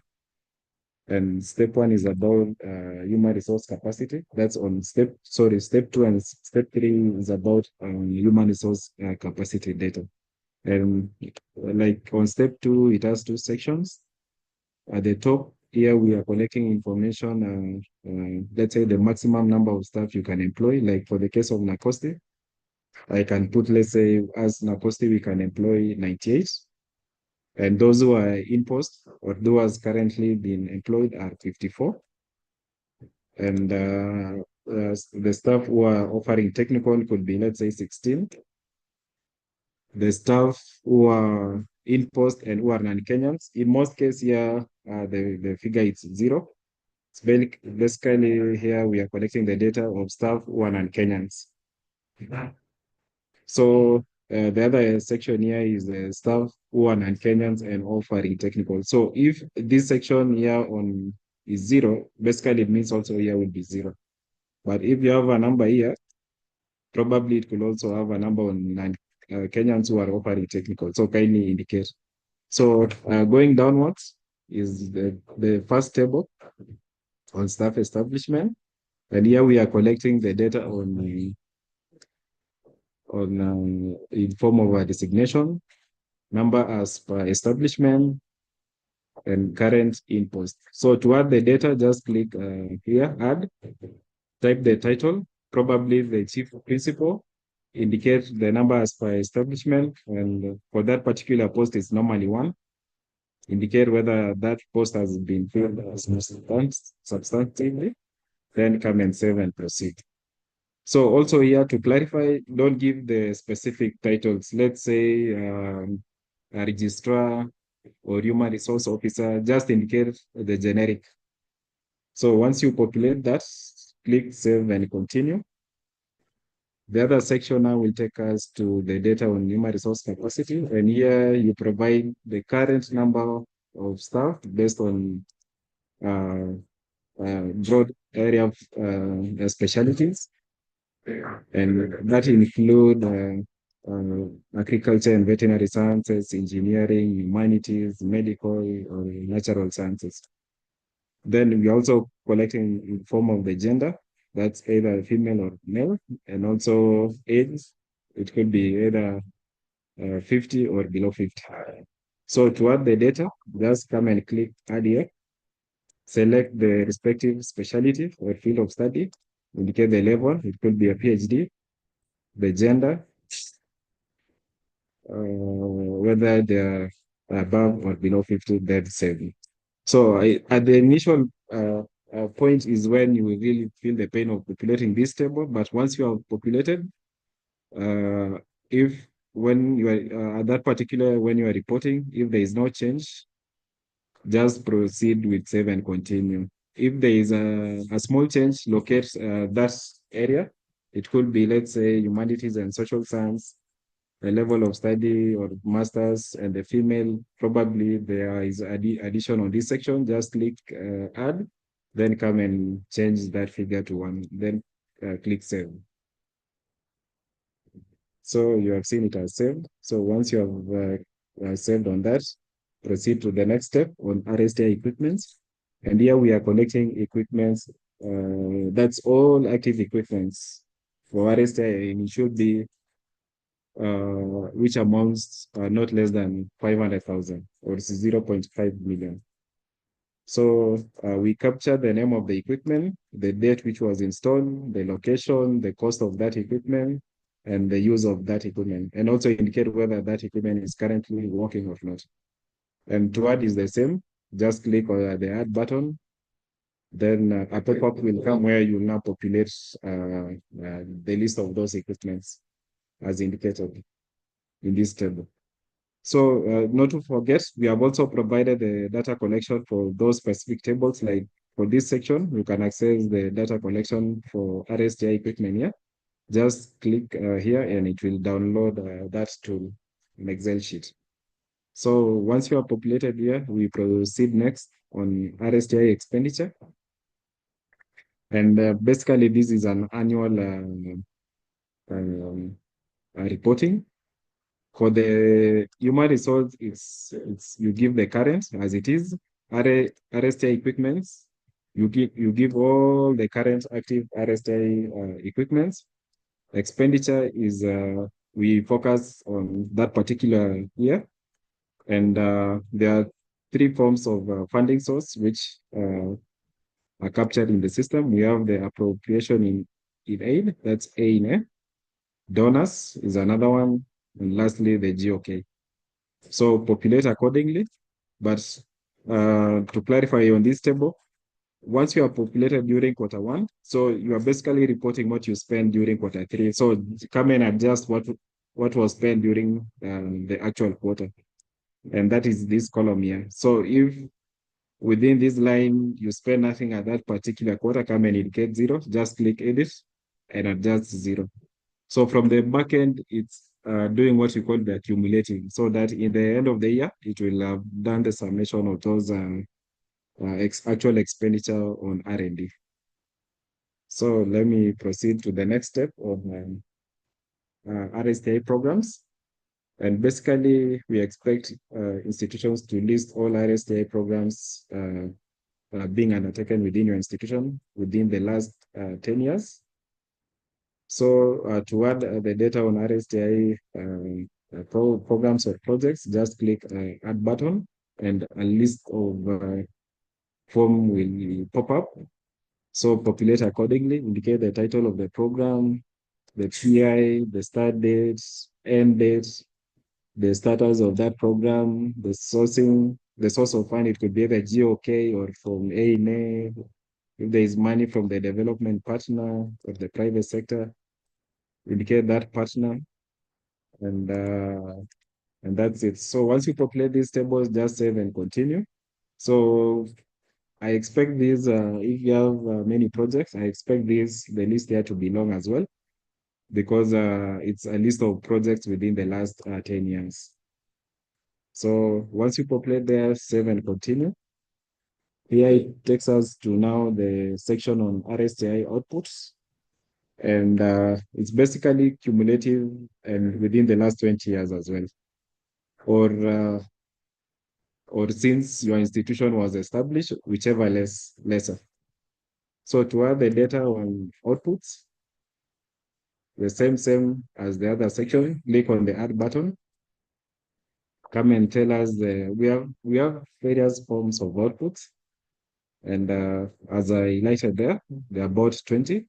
So select the appropriate outputs for that RSTI, which could be either breeders' rights, IP in form of patents, trademarks, utility models, or publication in form of books, peer-reviewed journals, either in Tier 1, Tier 2, Tier 3, technologies developed, incubated, transferred. So select accordingly. Once you select, indicate the numbers, specify the specific field. Once you specify that, if you have any remarks, also you can share and save. So that's how you add the data on RSTI outputs. Once you add the data, just proceed to the next step by clicking save and continue. Thereafter, it takes us now to the last section on dissemination. So we expect all the research outputs to be disseminated. That's why the process doesn't end in step 7. We also want, or we expect institutions to designate their RSTI outputs. And here we have provided some mode of designation, which we expect you to indicate to us. It's also a list either through conference, summit, exhibition, social media, training, website, workshops, print medias, and the likes. So come and select accordingly, indicate the detail of that activity, specify the number within that particular quarter, then click save and continue. So once you have populated, go to the next step. And this is the last step. And basically here you can now access what you have populated within that particular quarter. If you see where I've highlighted, there is what we call a review report. If you click on it, it's actually populates the data which you have populated. So ensure that you confirm the same. You can now print this report, share with the accounting officer so that he can forward the same, or he can prepare the forwarding letter. And the forwarding letter is it's an important one. My colleague had earlier shared. Actually, this letter formally confirms the submission and ensure that the accounting officer takes the responsibility for the validity and accuracy of the data which you are submitting. So that's why we expect you won't be able to submit this report until you attach the forwarding letter. So that's it for reporting. Once you have reported, at the top here, there is my submission. You can access also what you have submitted. It's a similar one like the one we had earlier accessed on submit reports. It's indicate the financial year, the quarter. So once you submit a quarterly report, it assign a reference number and also indicate the date which you submitted. This is also very important for those who actually it captures the date which you have submitted. Remember, there's a deadline of submitting these reports. So in the event that you submitted late, it's being recorded here. So to access the reports, you can click here. Also, you can access what you reported during that particular quarter. And at the feedback letter section, there are 3 colors you can see. We have the green, orange, and the red one. So the green means that as NACOSTIA has analyzed your report and they have shared a feedback to you. The orange one also means NACOSTIA has analyzed the reports. And so the difference between the two, the green one means that in terms of compliance, you're 100%. The orange one means we have some issues when it comes to compliance. So if you see there are too many orange, it means you have been really having challenges when reporting. If you see you have a green one, it means we have never had issues when it comes to compliance. So allow me to end my presentation there for the next presentation by our DG. Then thereafter we can take some questions at the end of our DG presentation.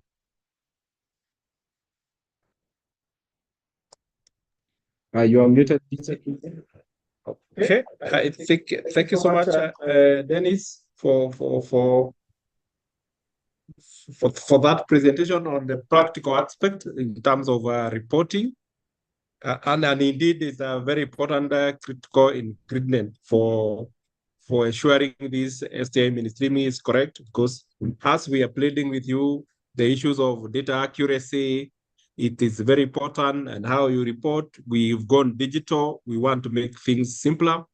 At this point, ladies and gentlemen, allow me to invite our Director General, Professor Walter Oyawa, to give the presentation that will provide the more or less the overview and the current trends in the RSTI sector.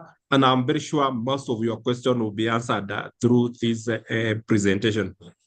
Professor, we have your presentation on board, and DG, kindly feel welcome, and you take the floor with your presentation.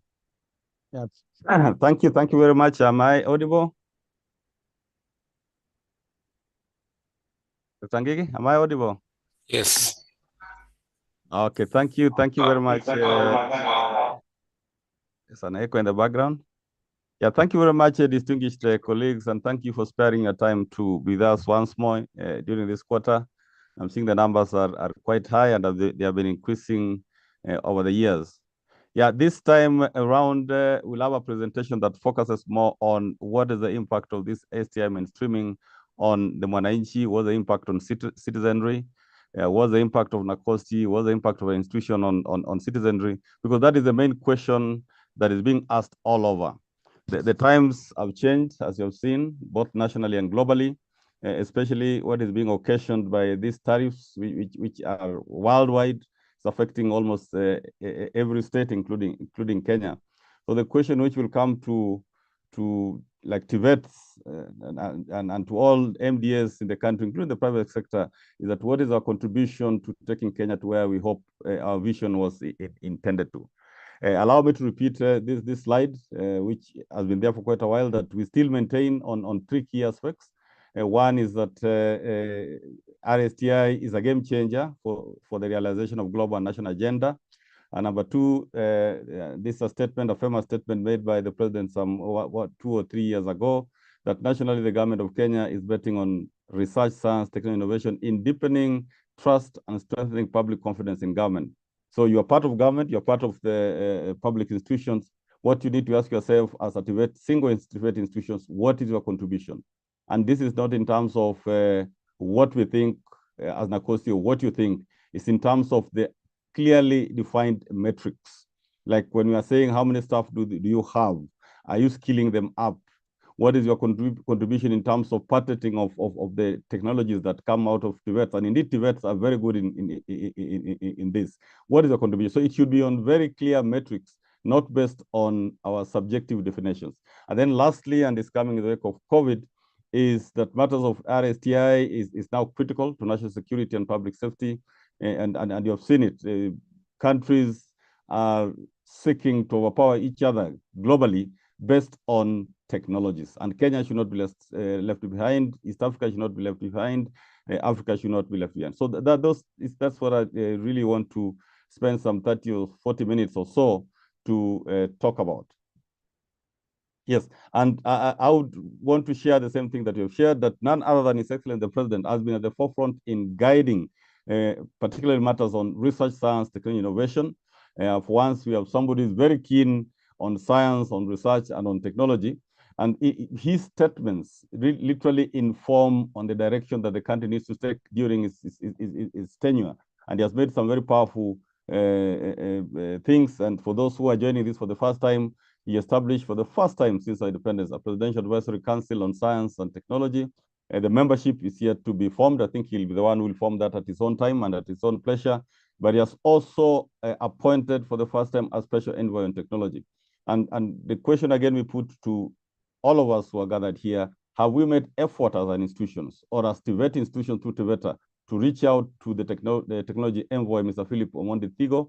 I think he's currently as an office at the Big House, I think at State House or any other place. We were with him in Rwanda, I think last week, in the very big global summit on AI, focusing on Africa, under the leadership of the Prime Cabinet Secretary. So as we stick to our institutions, and you as STI focal points who have the benefit of getting more information than the other staff in your institution, or even more information than your CEO, do you write quarterly reports in addition to submitting your reports to us for the purposes of getting a score? Do you give an opinion or advisory or just a recommendation to your CEO, small as it is, that we need to organize a team of 5 or 10 people to go and visit the technology envoy on what we have? There are some of you might be working on AI, which is the hot topic of the moment. Have you endeavored to get partnerships? Because what is coming out clearly is that we will never achieve our targets, where we decide to go in as single entities. We have to use a whole of government approach, a whole of society approach, one government approach, which is, I think, the current policy of the Kenya government. So these are opportunities. But above all, we really want to thank you for participating in this STI mainstream target. Your voice has been heard, and it means you're escalating matters of research, science, technical innovation to another level. Before, research was associated so much with universities, research and technology, and the research institutions like ISIPE, like KEMRI, like CALRO, like KIRDI. but it is turning out each one of us in our own small way have something to do with research. Like when you are doing a strategic plan, you literally have to do a survey. Yeah, you literally have to do a survey. When you are preparing your policies, you literally have to do investigation, whether it's desktop study. So everybody is literally a researcher, because before you come up with the direction which your institution needs to take, you must do some either desktop study or benchmarking and so forth. So your participation is not for nothing. Your voice has been heard, and one of the best examples that your voice is being heard is right at the top of this article in the Star 2 weeks or so ago, where it says Ruto announces plans to create a state department for research and innovation. First time where research and innovation and technology is being magnified. It will still be under the Ministry of Education, but it's being magnified not to be a small component under higher education. Of course, that is what it has been since independence, a small component associated with universities. But now you have a forum where anybody can go. Tvets can go, universities can go, MDAs, the state corporations can go. And on the day that this was in the press is when he released the nominations for the upcoming, the new principal secretaries. And we are very pleased and happy to note that His Excellency established the State Department for Science, Research, and Innovation. Yeah, technology is not captured there, but it is implied. Because when you do research, you are able to convert it into some goods and services and technologies and innovation. So it's implied. But there's a new State Department for Science, Research, and Innovation. And again, it's quite pleasing that the first person, the pioneering PS, that is subject, of course, to a confirmation by Parliament, is Professor Abdul Razak Shaukat. Abdul Razak Shaukat was the founding CEO of our institution. He was the founding CEO of the National Council for Science, National Council for Science and Technology, NCST, and he transited that council to the current commission and exited the commission around 2014. So it's almost 10 years since he exited the commission to take up higher responsibilities internationally. Now he's back in the country, and upon vetting by Parliament, he will be there. He was key in the development of the Science, Technology, Innovation Act and other parameters. So he's well versed on this. And I guess Tvets need to take this opportunity to really bring up your many innovations that are out there. When you go to the Nairobi show, when you go to some of your annual exhibitions, they are there. Because time has come when they should not just be exhibition for competition, but they should be exhibitions to be converted to products and services that impacts on border, that impacts on Mama Mboga, that impacts on literally everybody. Because that, if you have a technology, you go to an exhibition and you become number one. That is fantastic. But until that technology goes and is owned or is available to the people, you and me, we have done very little. So this is your actions and your support has really been instrumental in escalating these matters to another level, and we thank you for that. Now, again, I used to love this slide 2 years ago, because you can see there are 4 words, keywords: research, science, technology, innovation. And for those who are joining for the first time, try and get a very simple definition. Research is defined in one of our regulations, but it's just any inquiry that aims to come up with some new direction, new guidance, new advisory, and new products. But research fits, the best way I always remember is that research fits into science. It forms the science.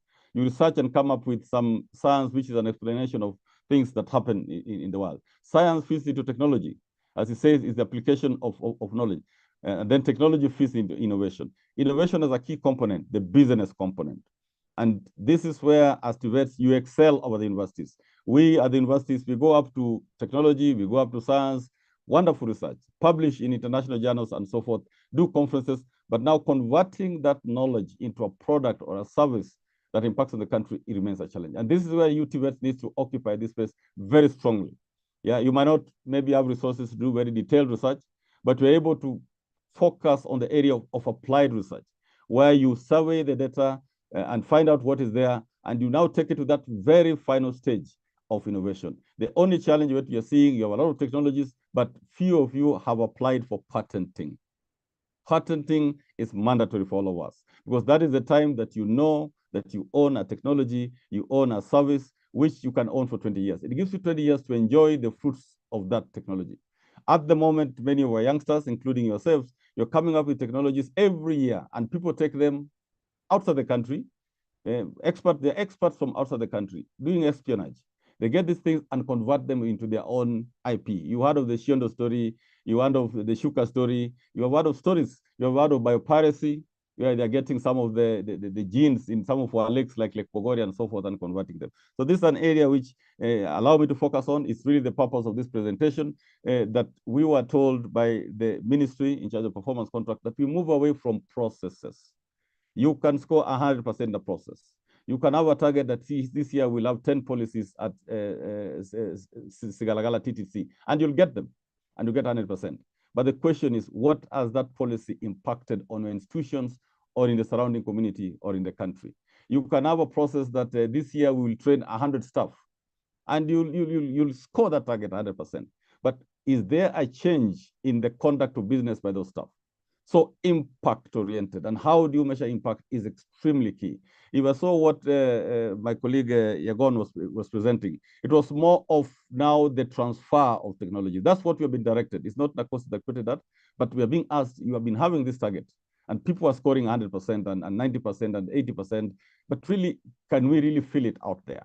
So we are pleading with you that whatever you have that impacts on the Kenyan people, and they need it, is extremely important on this. Remember the ecosystem. This slide is also another famous slide, which I always share, that we have 3 subsystems that form what we are calling the science, technology, and innovation system. Research is now becoming important, so we are now calling it research, science, technology, and innovation system. And you are one of the subsystems. I don't know whether you fit in the business and industrial system, or whether you fit in the education and research subsystem. But NACOST is on the other side, the political governance and regulatory system or subsystem.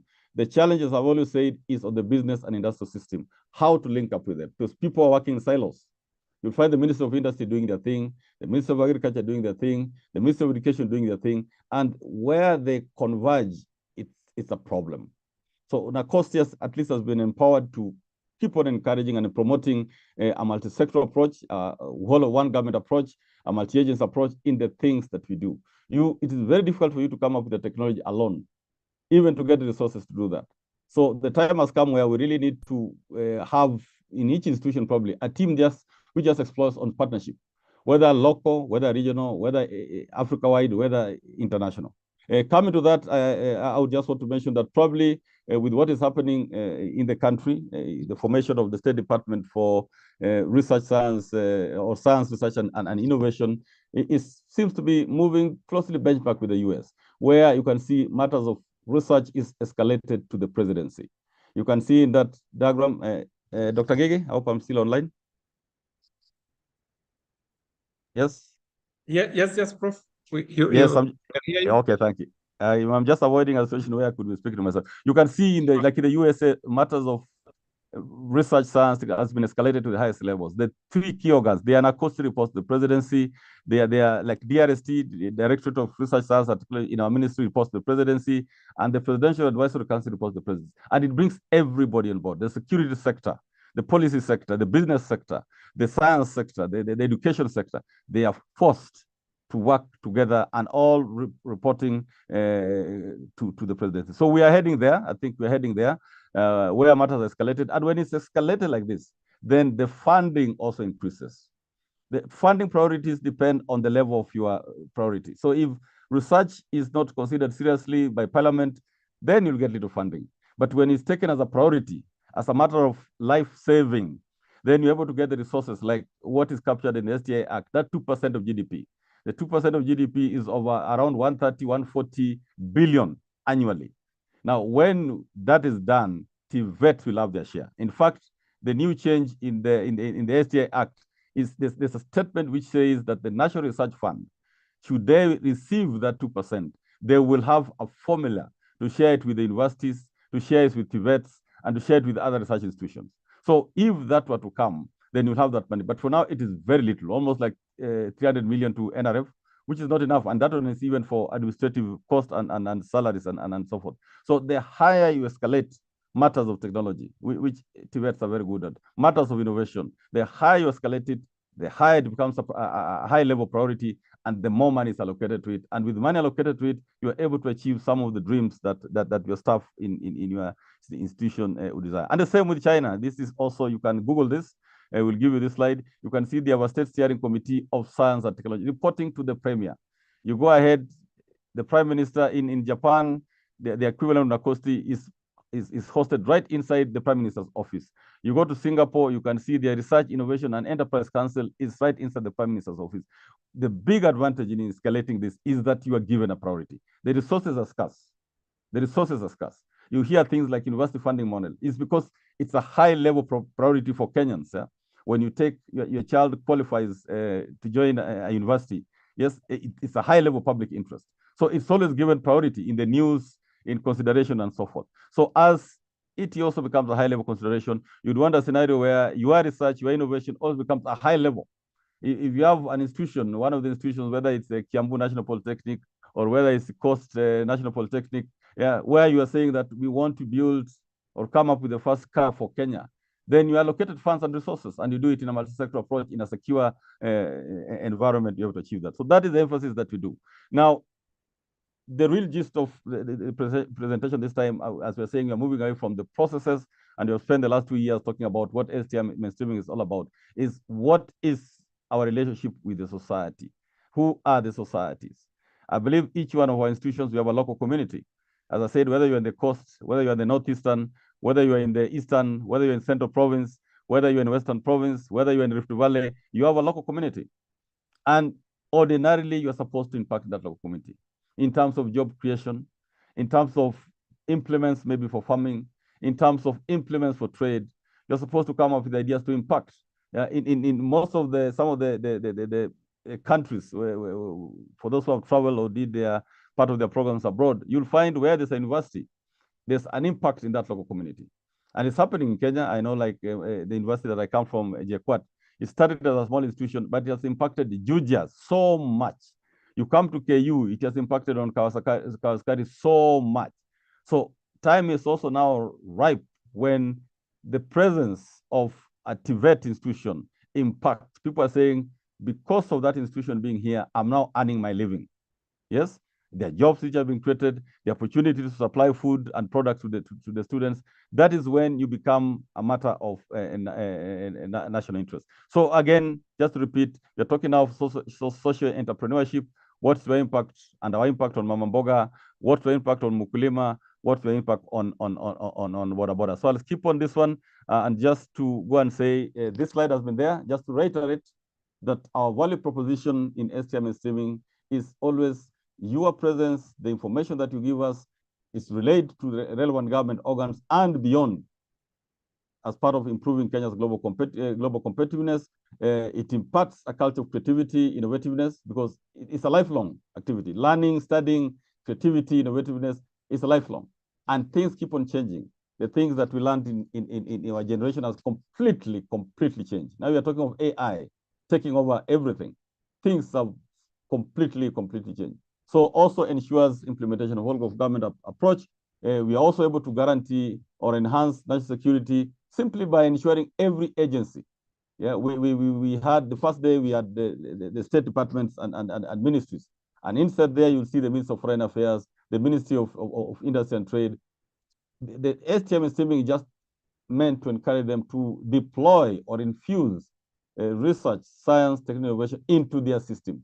No change of mandate, but use research, science, and technology in their mandate. And that means even for the security sector, the Minister of Interior, the Minister of Defense, and so forth, that they're able to deploy the latest technology in what they do. If it's on surveillance and providing security for an estate, rather than use 100 policemen or soldiers, you need to deploy maybe a drone technology or a robotics technology to achieve the same at a much lesser cost and faster and provide service to our people. So that is the value proposition. We really thank you for the data you have been giving us. It has helped some. We're giving a report to our cabinet secretary so that it goes to relevant places in government. But we really want to plead that give us the correct data. Because this is not data for the sake of getting data. This is data that is being used to make key decisions. So we are also trying to validate. And one of the areas that we validated is in the patents, where we found out that a number of institutions were confusing patent applications and approved patents. Those are two different things. So, and we always appreciate the Tvets of course, being led by Sigalagala TTC, which has over 30 applications for patents. We would want to relay very strongly that when we consulted KIPI, they told us an institution like, I think, Sigalagala, I think there's also Kisumu TTC, which have made significant applications for patents. They're saying the challenge is that there's nobody to follow up. Sometimes they have a feedback that you need to do A, B, C, D in your application. And it will take 2 or 3 years because people believe that once you've submitted an application to KIPI and you have been given what is called provisional patent, you end up thinking that's a patent. That is not a patent. The provisional patent is just to protect you during the time of application. So please, Sigalagala, Kisumu, there are quite a number which I've put in applications. Please, from tomorrow, focal point, inform the key persons handling this to follow up with KIPI to find out where it has arrived. We should be able to get these patents up and running so that you are linked up either now with the private sector or with the institution that can help you commercialize and monetize your patent. Secondly, as the focal points and champions, we're also asking you to relay back to institutions that the researchers, the patents will belong to the institutions by law. This is by international law. But as you do that, there needs to be an agreement with the staff who are involved in the coming up with a patent. An agreement simply means that if that patent is converted to money, then there'll be a certain percent which will go to the principal investigator or principal innovator and the team, because that is what is killing out researchers from, or stopping researchers from disclosing what they have. At the University of Nairobi, as you'll see ahead, there are very few patents because the discoveries were taken secretly to the private sector by the individual researchers. So we are strongly asking you that a patent needs to go hand in hand with an agreement with the staff work on who are involved in that. So that should something come up, if it's a product which sells for 10 shillings, then 1 shilling is maybe to be divided among us the researchers. That is key. Unless we do that, it will not happen. In the US, actually, they came up with a law which ensures the inventors, the innovators are actually rewarded. And that is missing in our system. So as we try to encourage other institutions to come up with the necessary policy or so forth, we can do it without the policy so that we don't need to be forced by policy. In fact, the law allows, once the university has an internal policy of sharing, benefits sharing ratio, then that is good enough. That's as good as law. I think all you need to do is maybe confirm it with SRC, and then you can share. So that becomes extremely important. Again, also, I want to quickly remind us that there are several indices that they picked or inform on Kenya's global competitiveness. The top one is the Global Innovation Index. But in addition to that, there are others. Would want to request the Tvets to pick where do you fit in. And this will be based on the parameters or sub-parameters. Okay? You'll find there's some parameters which talks of Tibet institutions specifically. Okay? So you figure out how you're able to contribute to that one. So focal points and champions of each of the institutions, we can request you select where you fit in. Like if you're a Tvet that focuses so much on digital, the digital economy, then number 6 will really fit in for you. And I think all Tvets are in the business of number 4, wild talent ranking. So you're producing talent. Find out what are the parameters of that talent ranking. Because right now, Kenya is not among the 100 countries, so it's not ranked. Just like in the World Competitiveness Index, Kenya is not ranked. Probably because we have not provided data. Not that we are weak, but we don't have the data.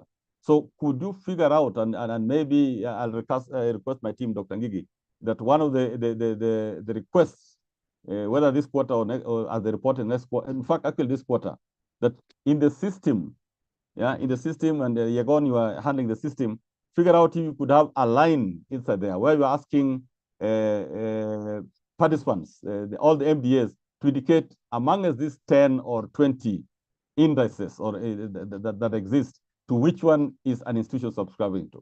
So you'll find the Global Innovation Index should be for literally all of us. Then inside there, you'll pick the parameter. Like Nakosi will say, we are contributing to this index in this one and this one and that one. Yeah, you go to ICT ranking, there are Tvets which are extremely good in ICT, because we have seen you exhibit even to leaders of the country. Now, there are some Tvets which are focused on in the environment. Yes, you could pick number 8. And then when you go to number 8, you check on which parameter fits our institution.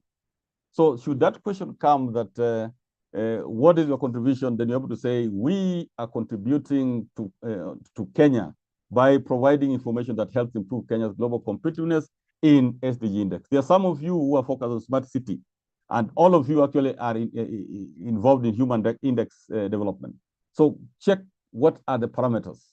What are the parameters? And I'll just give you a quick example, like in the Global Innovation Index, and we presented last time, Kenya improved from number 100 in 2023 to number 96 globally.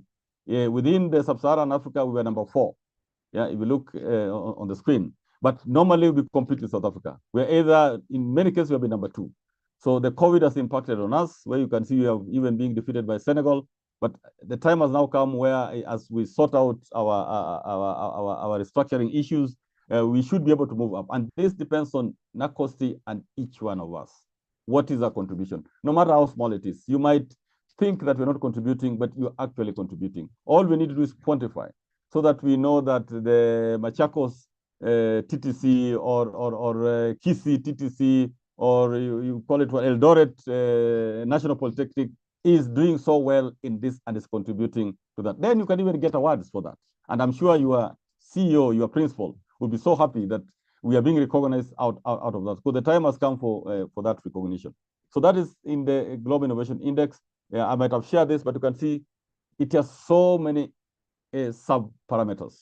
There's about 8 main parameters, which have other sub-parameters. And it cuts across everything: businesses, technology, innovation, research, production capacity. So you could see this is where Kenya performed well. Dr. Ngige, confirm that I'm still online. Yes, Prof. Prof, yeah, okay, thank you. You're still there? Okay, thank you. Yeah, if this is the best the parameters where Kenya performed very well. And one of them was in the utility models by origin. This is applications to WIPO, not even KIPI, to WIPO for utility models. You can see we are number 15 out of 133 countries. And that implies that we defeated some of the advanced countries in Europe or in Americas. Okay. The only thing that this utility model, these are by foreigners applying for their utility model to be recognized in Kenya.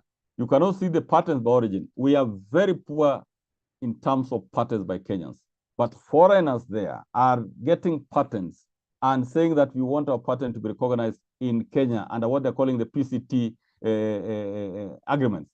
So in terms of foreigners applying for their patent to be recognized in Kenya, you can see we are doing very well. Now the question is, what about us? What about us? What about our institutions in Kenya?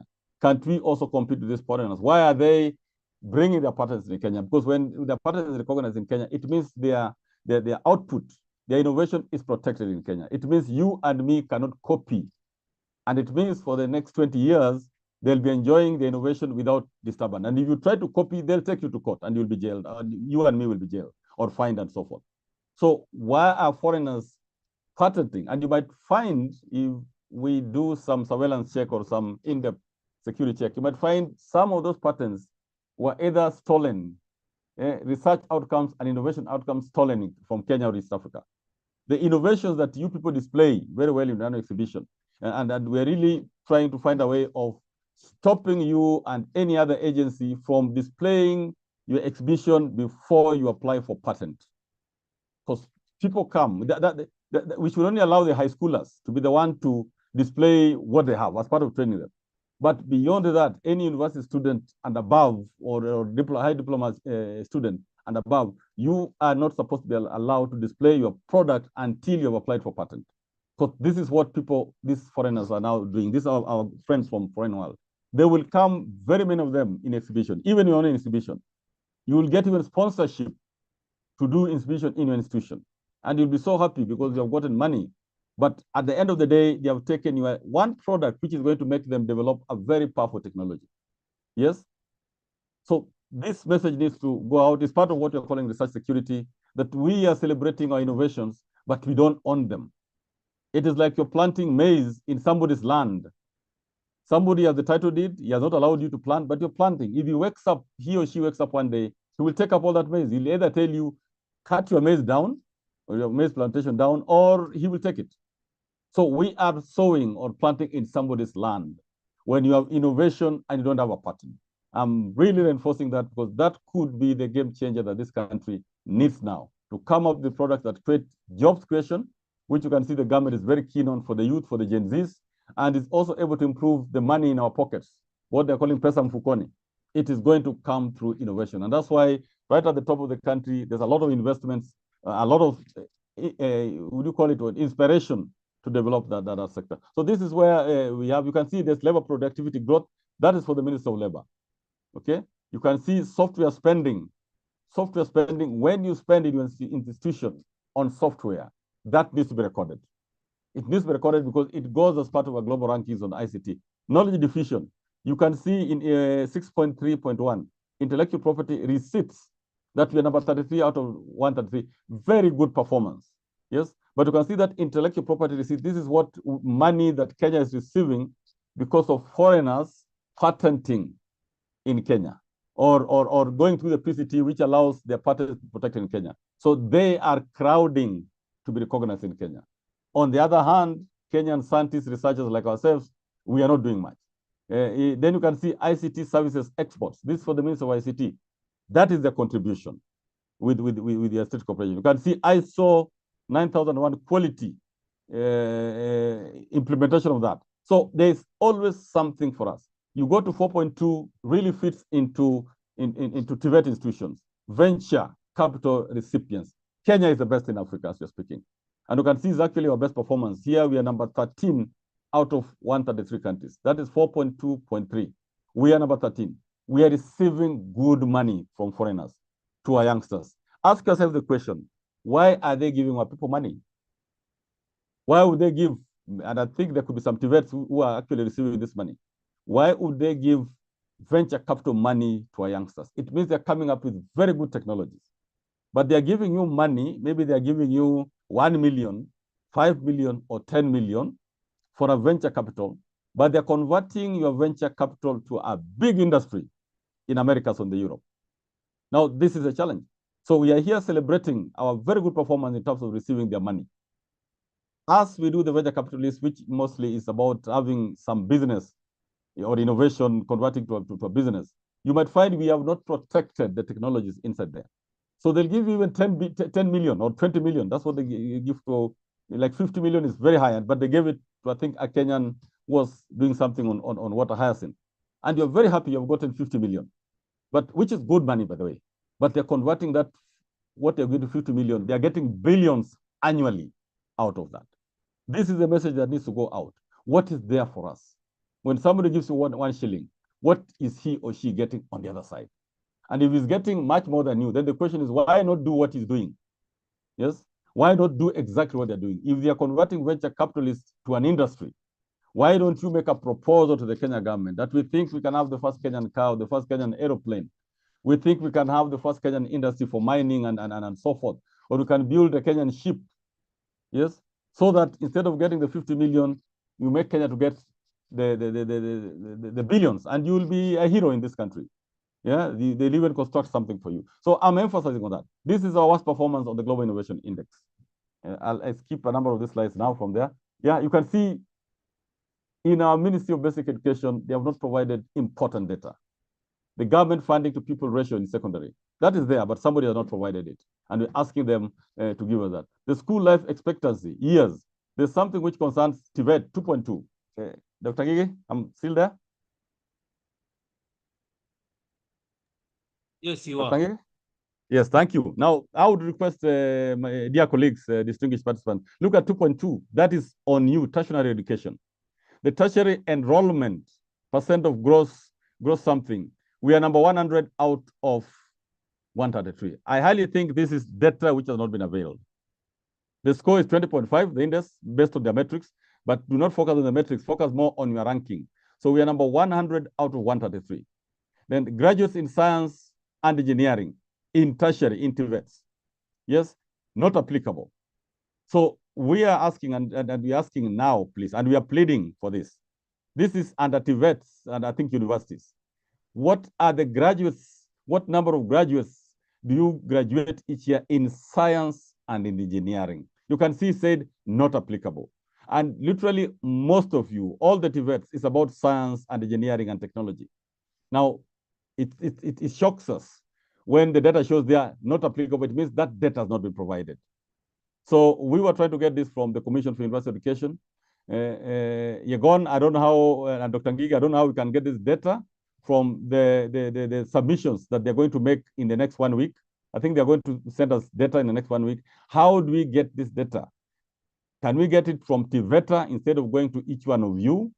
Somebody maybe can share on the chat that the graduates in science and engineering in Tvet institutions, how do we get the data? Because they are there, you graduate them every year. Yeah. So what is the percent or what is the numbers? We know the enrollment in Tvet institutions. You can see it is there. But how many of this enrollment are graduates in science and engineering? And I'm emphasizing that. So somebody, maybe one of you can send in the chat, or someone can send the chat, whether we can get that information from Tveta, or whether we ask each one of you to give us the numbers, not the percent.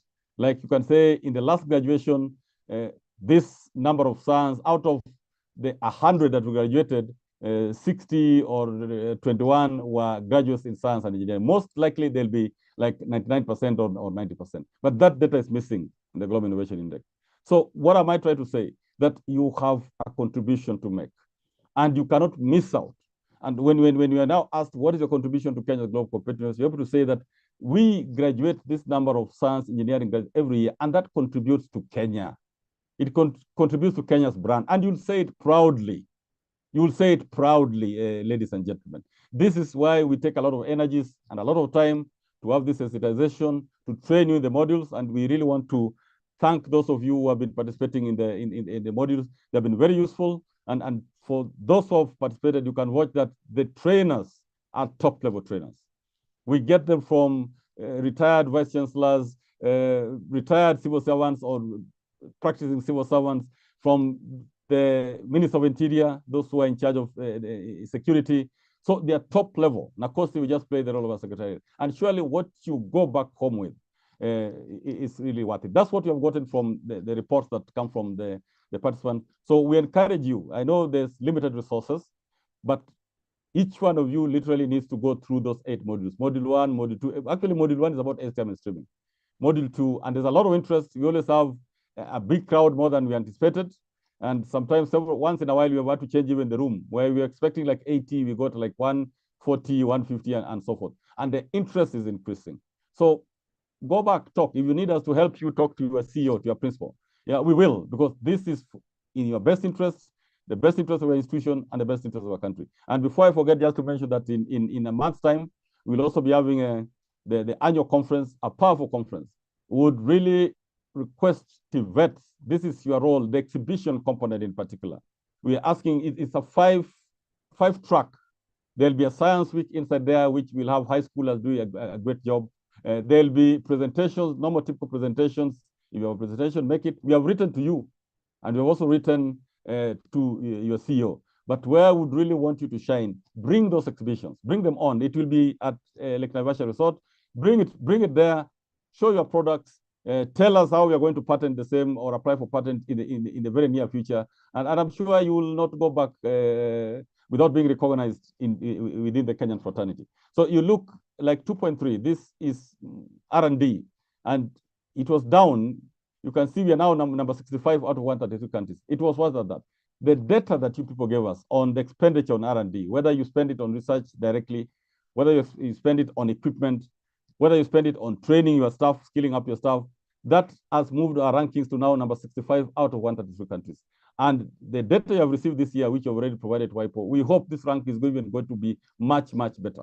So we are grateful and will continue to be grateful with what you are giving us. You look at 2.3.4 is about the universities, and we'll be talking to them tomorrow. We scored 0 because our universities are unwilling to subscribe themselves to international global rankings. So we scored 0 because in those, like in the QS rankings, there are only 2 Kenyan universities that are there: Kenyatta University and University of Nairobi. University of Nairobi, by the virtue of being there for many years, and KU have struggled until they have gotten there. Now, if we can't present ourselves to be ranked, how do we know our weaknesses? So we'll also ask Tibet institutions, I don't know what ranking systems you are in, but so far you're not featuring in most of the rankings. Maybe you're in Webometrics, But we will need to subscribe to some rankings. Dr. Ngigi, one of the things we need to find out which ranking fits with the Tibet institutions, because we have research institutions are ranked under Shimago.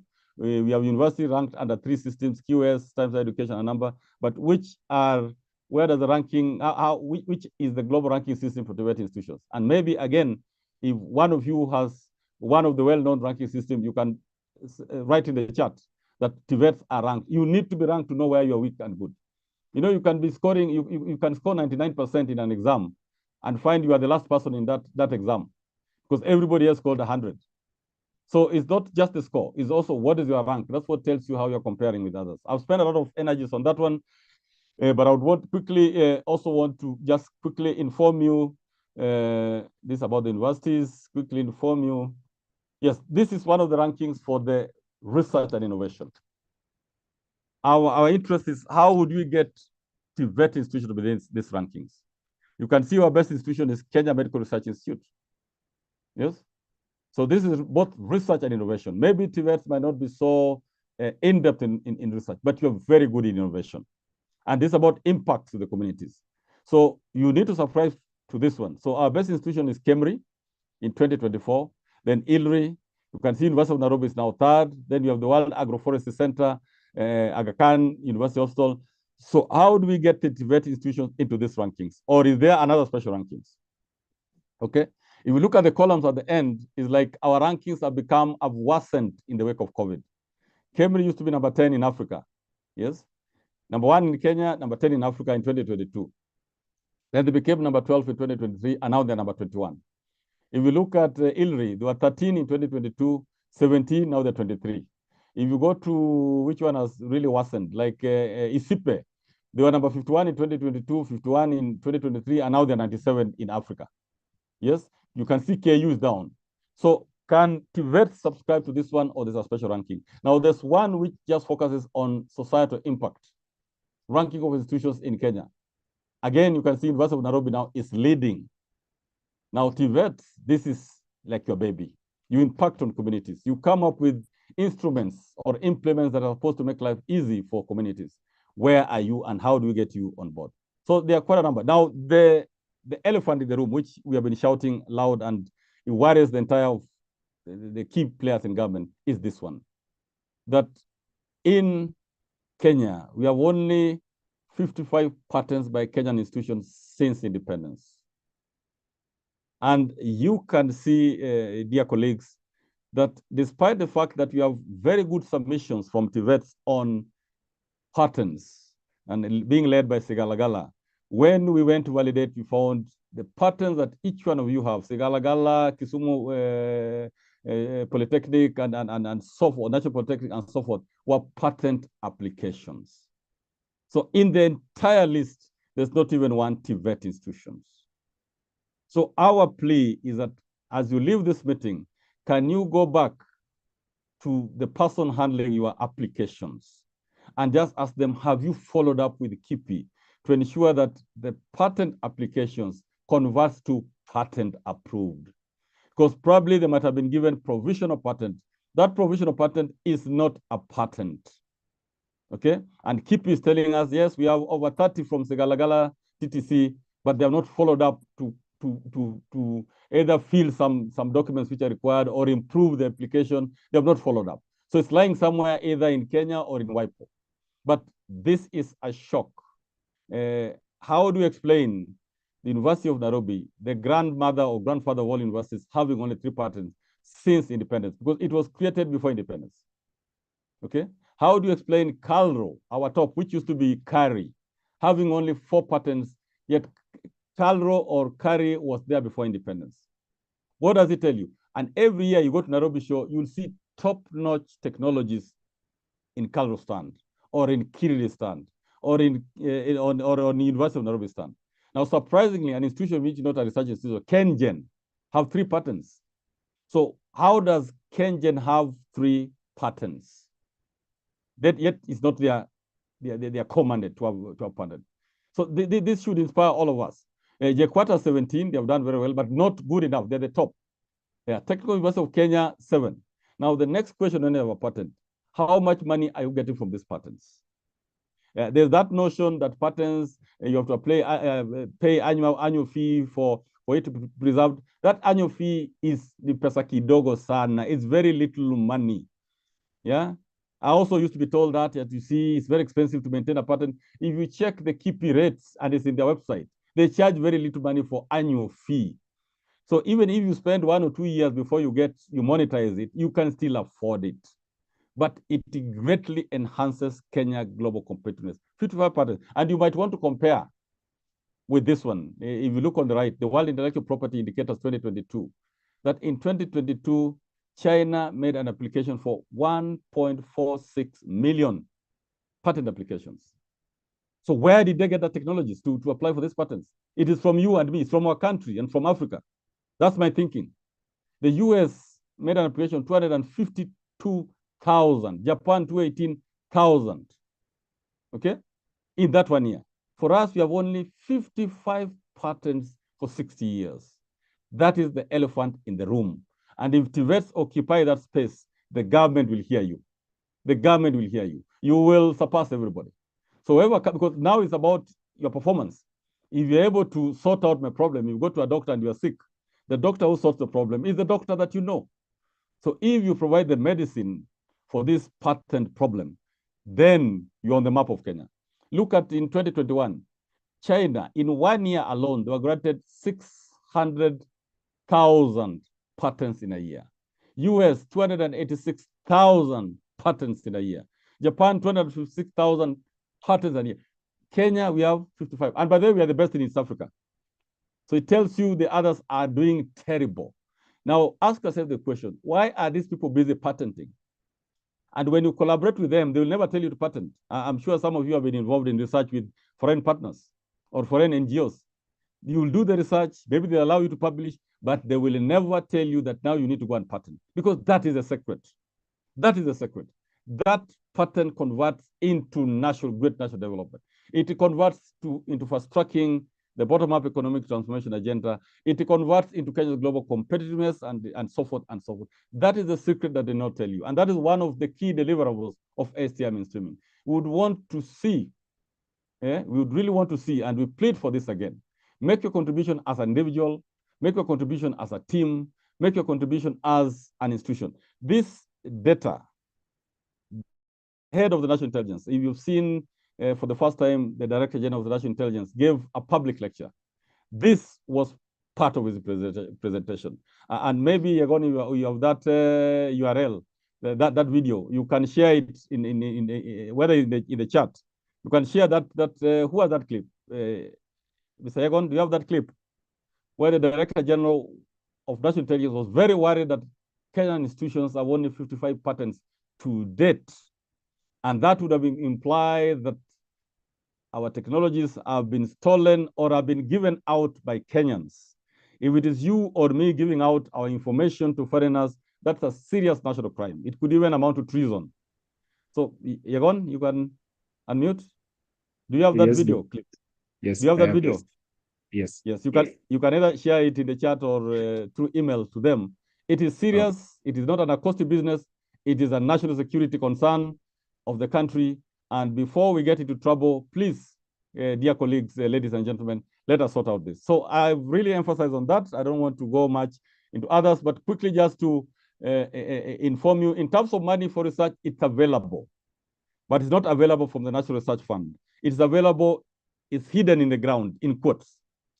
Business enterprise, our investigations show that they have around 13 billion. How to access that money is a process. You must fit into the system. The Kenya government has allocated 60 billion, which is being shared countrywide. So partnership, it might not come direct to a Tibet institution. You might find some, like the National Construction Authority, they have a very strong wing of research.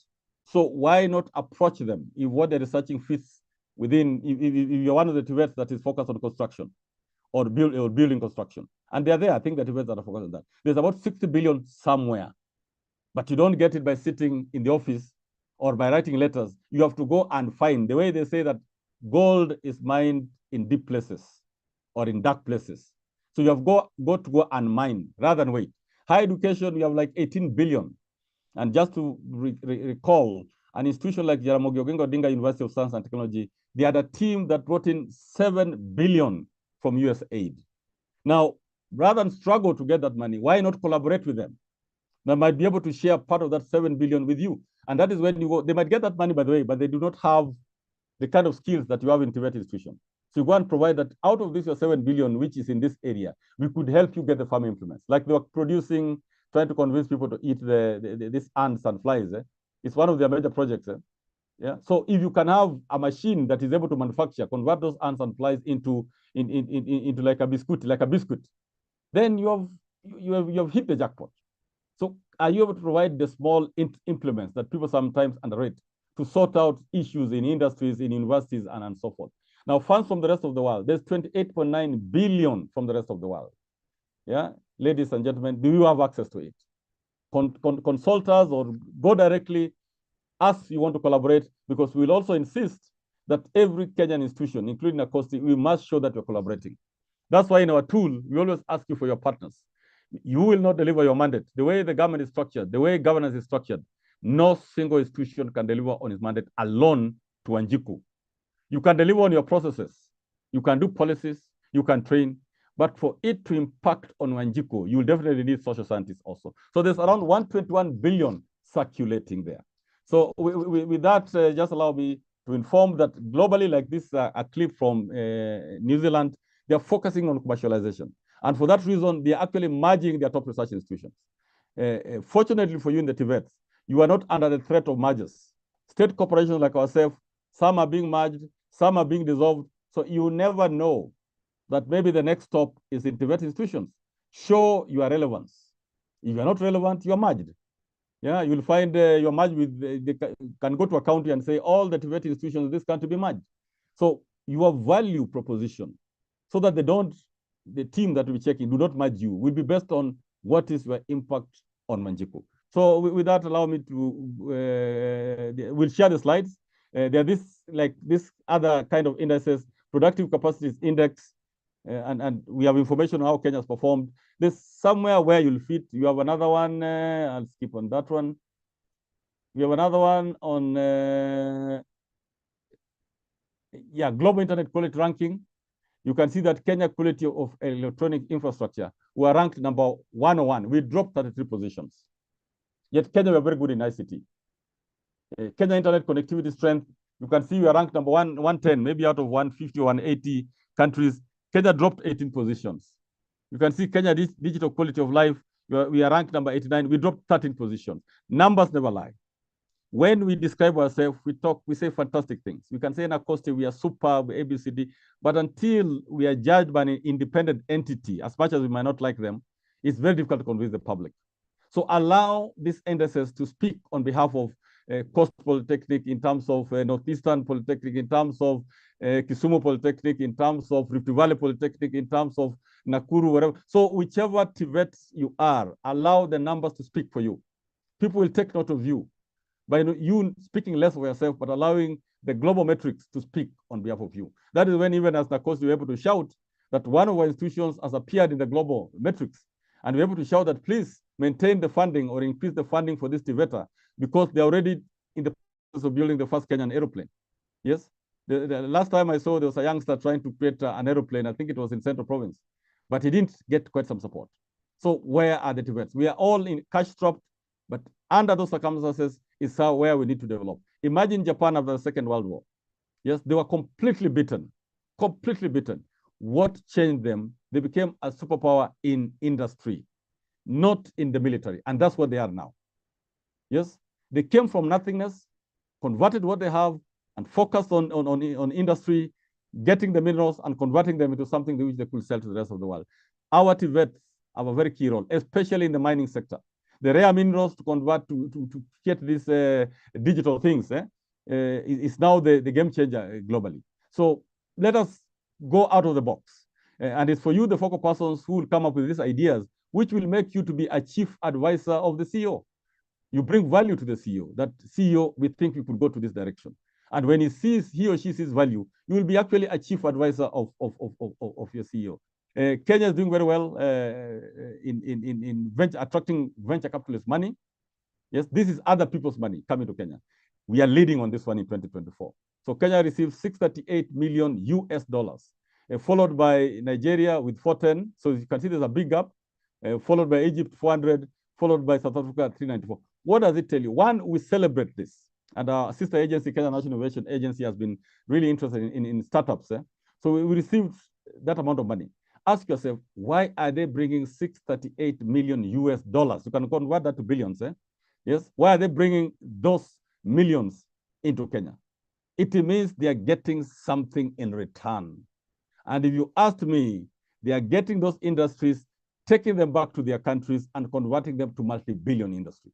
So even as we continue getting that money, okay, in terms for startups, let us also think, can we convert our startups to big industries just the way they're doing? Because this, nobody can invest in you for nothing. And it clearly confirms that the youngsters you train in Tvets, the youngsters trained in universities are really top notch. They have found Kenya to have bright people, and we all know we have bright people, capable people, innovative. And so Kenya attracted, in fact, in terms of billion, we attracted 82 billion in startup funding. These are funding for small scale industries or emerging industries. Now, what happened after that? Are they there? Who got the 82 billion? Those are the questions that we ask. So with that, allow me to go to the conclusion. I'm just taking my time. I hope I try to spend about 40, 50 minutes on that. And we are very grateful. The other one, as I conclude, is His Excellency the President has been touring various countries, trying to create a brand for Kenya, trying to create partnerships. Like he was in China, he was in the US. There's some things being done with the French government. Again, we put to you, as you are looking for money, Tvets, universities, NACOSTIs, everybody, do we follow up with those who are involved in these trips? Like now on this one, we are seeing the President William Ruto on Monday officially launched. This was very recent, I think December. This was very recent, in November last year. Yeah, the President William Ruto on Monday officially launched the University of Nairobi's Silicon Savannah Innovation Park State House.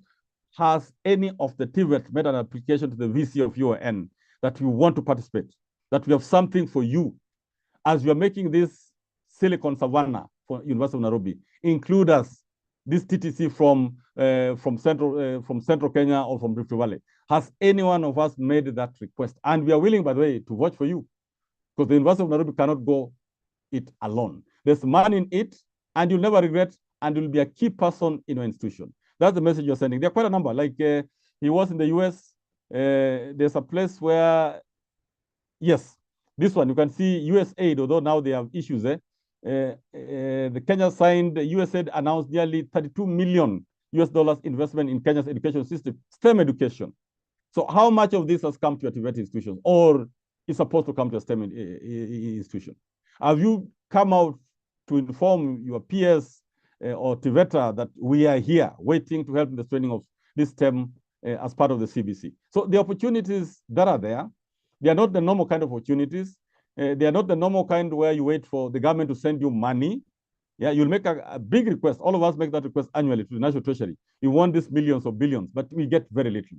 But if you go out of your way and look for these partnerships which are there, you'll never go wrong. This was another one which was happening at Gigiri, at the UN. Okay, it's called Africa is Endowed with Abundant Resources and Innovation. It's called Timbuktu Africa Innovation Foundation. Why would a Tvet miss out there? Maybe some of you are here, and I'm praying you are here in this team. If you are not there, then you better find yourself there. And today you can see at the Africa Center of Competence for Digital and AI Skilling Up, which of your institutions have taken AI as an important component of skilling up? Because you cannot avoid it. You might be having a standard curriculum, but you cannot avoid AI in training your institutions now. Even old people like ourselves are being told to train. So ladies and gentlemen, we are very grateful for being given this opportunity to share this with you.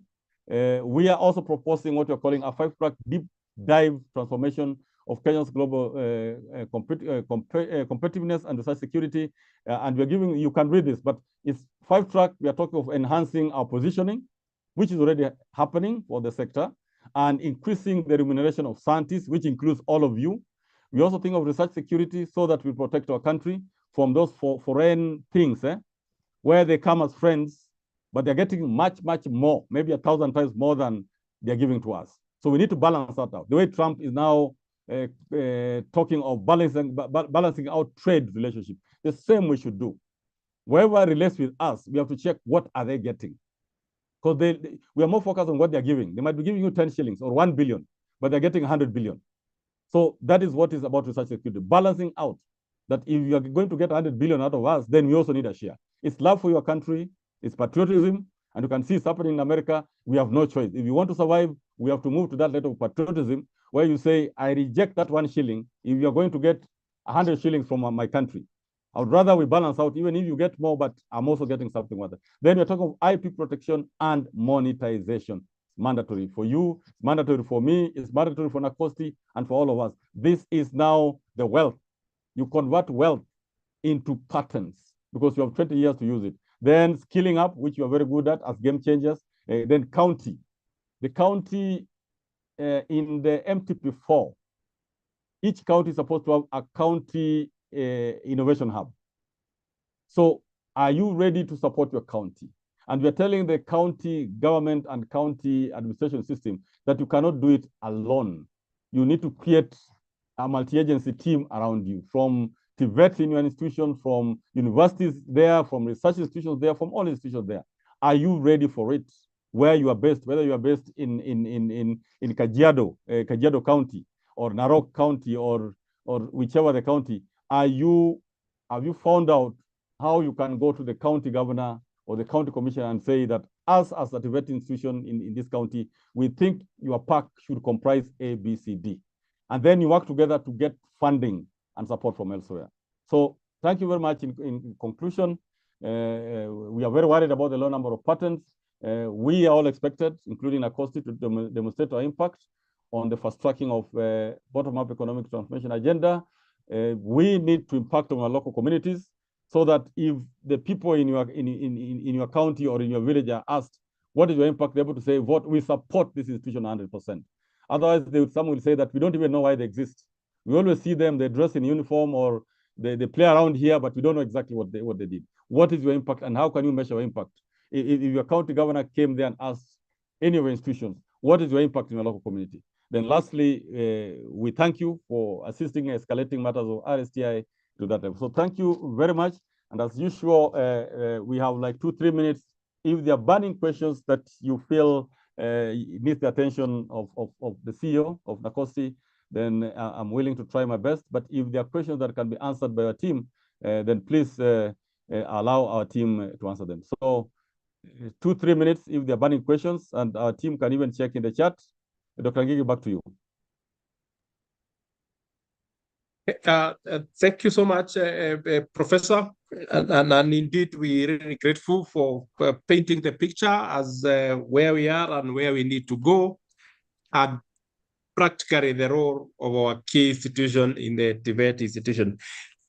Ladies and gentlemen, I think from our earlier presentation and what the Director General has really ground the whole picture, we see our role. We are critical ingredient, a pivotal point for our country to move it forward insofar as RSTI is concerned. So your voice, your question, and your activities around that really matters. Your opinions matters. Your comment matters. The DG has a few minutes, maybe quickly, if you have anything. Yeah, please. Yeah, as you're saying quickly, I think I'm just looking at the charts if there's anything, but also those who have a question can either put in the chat very quickly or ask. I'm just thinking for the work plan, I think our team has answered on that one. Rolex has answered on that one. Then I'm seeing Mr. Yato TVC just informing us that he's around. Prof is oozing. What is this? Prof is oozing. No. That's appreciation. Thank you for that, my brother Philip Langat. I suggest to acquire the data from the examination bodies. Yeah. Now that's a good one. This, I guess, is the data on Dr. Ngigi. What are you inquired on? The data on science graduates. Yes, exactly. Yeah, because we are being placed as not applicable, but we have huge number of graduate scientists who are in the science field. The data is there, so the avenue provide this data is what we are seeking, and of course the accuracy of our data. Yeah, what I'm getting on this, what I'm getting on this, Dr. Ngigi, is that something which I'd actually forgotten, that I think all Tvets, all public Tvets undergo a national examination. Yes. They're not, unlike universities which give their own examinations, they undergo a national examination. And if that is so, then this data is clearly available with the examination bodies.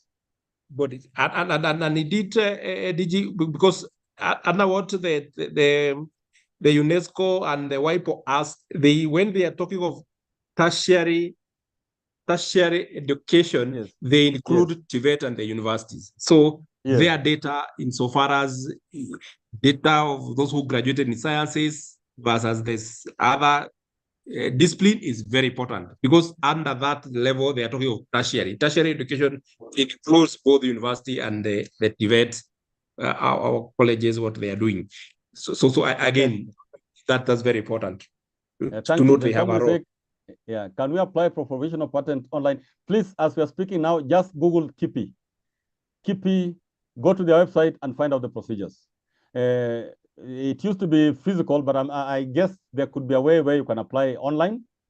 Yeah, can we apply for provisional patent online? There's a procedure. Just get to the website of KIPI, Kenya Industrial Property Institute. Now, Kosi also happens to be in the board of KIPI. So you have challenges, you can let us know so that we can request our alternate board member to find out what's there. But we really want all of you. In fact, we pray that after you give us the data in the next one, so it clearly indicates what is provisional and what has been achieved. Because if you say it has been achieved, people will tell us no. And then we will actually write back to you, or even put it in the public display, that of the 200 Tvets, this is the number of patent applications. This is public information, not supposed to be hidden. If you apply for patent, the patent application is a public process. So even KIPI is supposed to display it publicly. They always have something they call a journal. Yeah, the patent journal or the IP journal, where they display to the public that Nakosti or so-and-so applied for patent. So rest assured that we are going in maybe the next 1 month or 2 months to either send to your CEOs that out of the 200 or over 200 Tvets, this is the number of patent applications, because it is the monster in the country as of now. And we have to make concerted efforts. You'd rather start from zero, there's no harm. But in the next 3-4 years, you'll be able to say that we started from 0 patents or patent applications. Now we have 100 patent applications. So Isabella, thank you. And for all of you, go to the website. This is a very important topic. Then you're saying the biggest challenge is the bureaucracy at KIPI. Consider advocating for regional, a fantastic one. Now that is information we are getting. I don't know what is the bureaucracy, because we can help you. You can assign somebody, whoever's kept this. Can you give a little bit detail through email to Dr. Ngigi or to one of our staff, the one we are contacting? Just write that I engage KIPI, ABCD, and add this challenge. We will immediately pick it up with KIPI. Okay, so as I go, I think a little bit more. Is there some more? Good experience. Okay, thank you. From James Ochieng, all the way from Tigania East. Great and passionate challenge posed to our Tvets by Prof. This is our country, brothers and sisters. Unless we build it, we'll perish. We have no choice to be passionate. It's not a matter of choice. Would you want your country to perish or to be like now what's happening in South Sudan? You'll have that. You wouldn't want your country to perish. So being passionate about your country is not a matter of choice. It's about your survival. You have to survive. You wouldn't want to.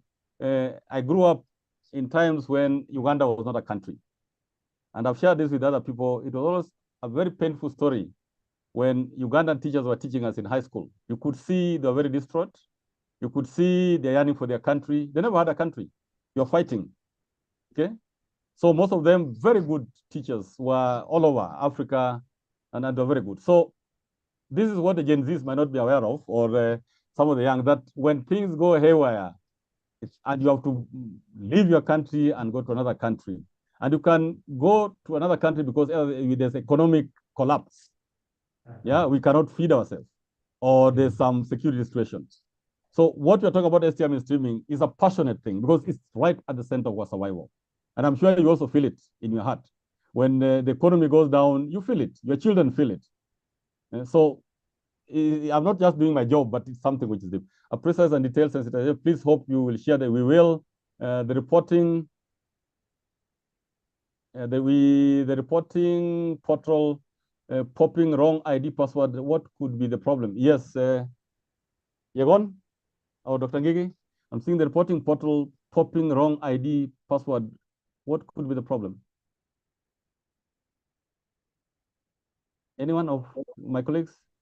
We wish to know the person asking that question so that we can reach out to him. Okay, so my colleague, I'm just had to check. We are just seeing Infinix Smart 5. Kindly go and update your name so that we can know, or you can just indicate yes. whom you are. So again, whoever's put that, please write some short email that you are this challenge, and they'll sort you out. And one of the things and of course, we also try to boast of is the speed of response. We try to minimize bureaucracy. For those of you who have tried to apply for research licenses, we in the last 4, 5 years, we have insisted that we try to do it within 2 weeks. There could be 1 or 2 which requires further vetting, especially the ones dealing with clinical trials and so forth. But at our end, we normally try to respond to research license requests within 2 weeks. And people, when they're stuck, they even write to me and respond within 24 hours. So I think our team does a good job, and I thank them for that. Great and passionate challenge. Then you're saying process detailed sensitization. Then going down also, where were we? Reporting portal. There's Infinix. Yeah, Infinix. You you can tell us your true name, unless that is your baptism name, Infinix Smart. Then James Ochieng, good presentation. I'm now enlightened. Please, there's more. I was going to tell you, James Ochieng, there's a lot happening now in the science, technology, and innovation sector. Our work is to try and update each other. You'll find we are talking about AI. In 3 months, we'll be talking about a different story. Probably those who attended the STI module training, we always had a 3-minute clip where Elon Musk is saying by next year, we'll having babies manufactured by robots. We'll have lady robots who will be very friendly to men, but they'll also be able to produce children. They'll have a womb, and the child produced from such will have no diseases and so forth. That is scary. It has the positive side, it has the negative side, and that's where research security now comes in. So there's a lot happening, which will affect the way our families live. Yeah, suppose men now decide to go for robots. I'm sure also ladies will decide to go for men robots. And then what happens to humanity? That's where technology is. It's a dual use. It has the positive side, but it has a side which might affect our spirituality and so many other things. Yeah, thank you very much, Prof. Quite insightful channel. We take up the challenge. Thank you. Request fast track the need to patent. Yeah, request fast track the need to patent before disclosure and dissemination. Philip, thank you very much. We in the universities and research institutions where we have quite some say, we're insisting there must be an IP management office. We are insisting that no researcher, especially the ones who have used public resources, public facilities, no researcher should even publish in a journal before they have submitted their work to the IP management office and given them 2 weeks to tell them what they can publish and what they should not publish. And that IP management office is the one now to guide them. So I'm actually strongly proposing, if possible, if your little money allowed, despite that, those who did not attend the module on IP, please request us to have a special session because you will not regret it. We brought key people, not the costly staff, key people who are leading in those patent applications, and they're able to demystify it and say how easy it is to patent. How come the US is getting 700,000 patents a year? China, that is.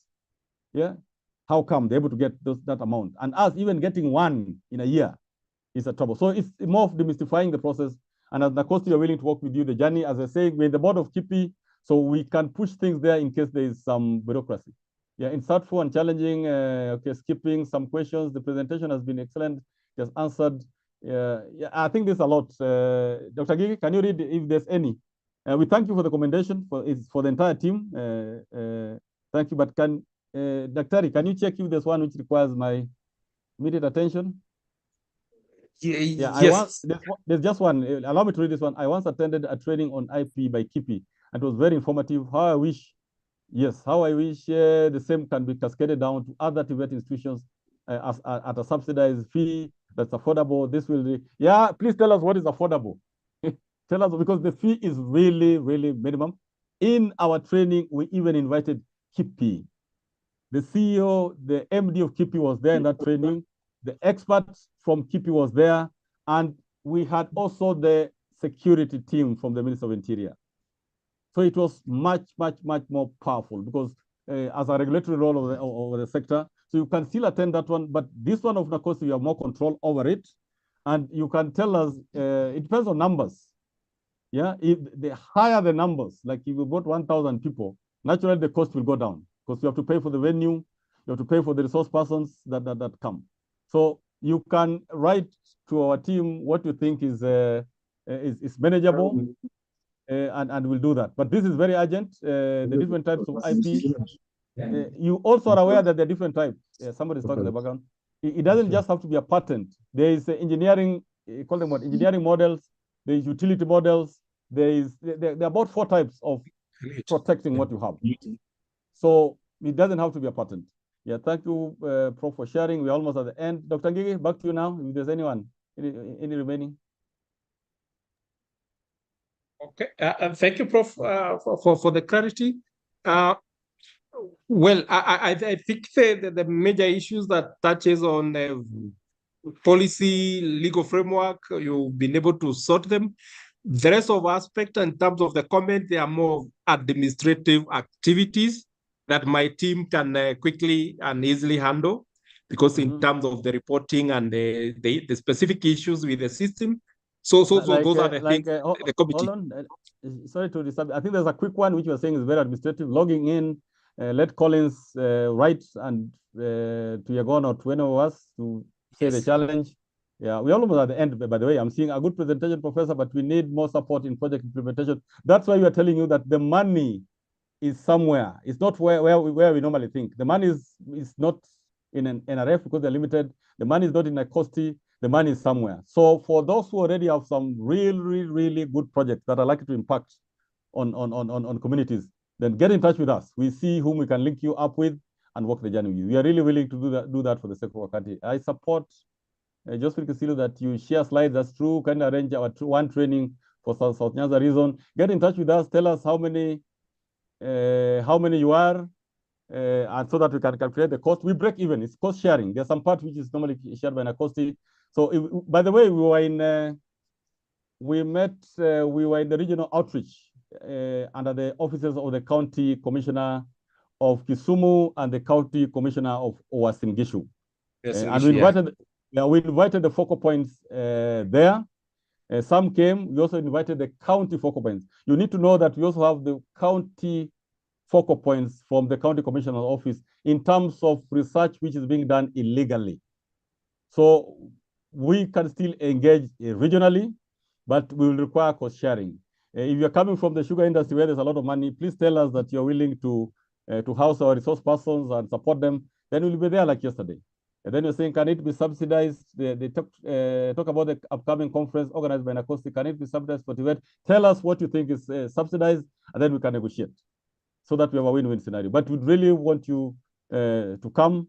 So tell us, for those who feel they have a challenge, tell us that we can tell you what you could do so that they can be subsidized. The more you come, if you're able to bring 100 of your staff there, I'm sure our team can be able to justify that to the Auditor General and say we reduce the rate. This is not us deciding, actually. This is Kenya government's money.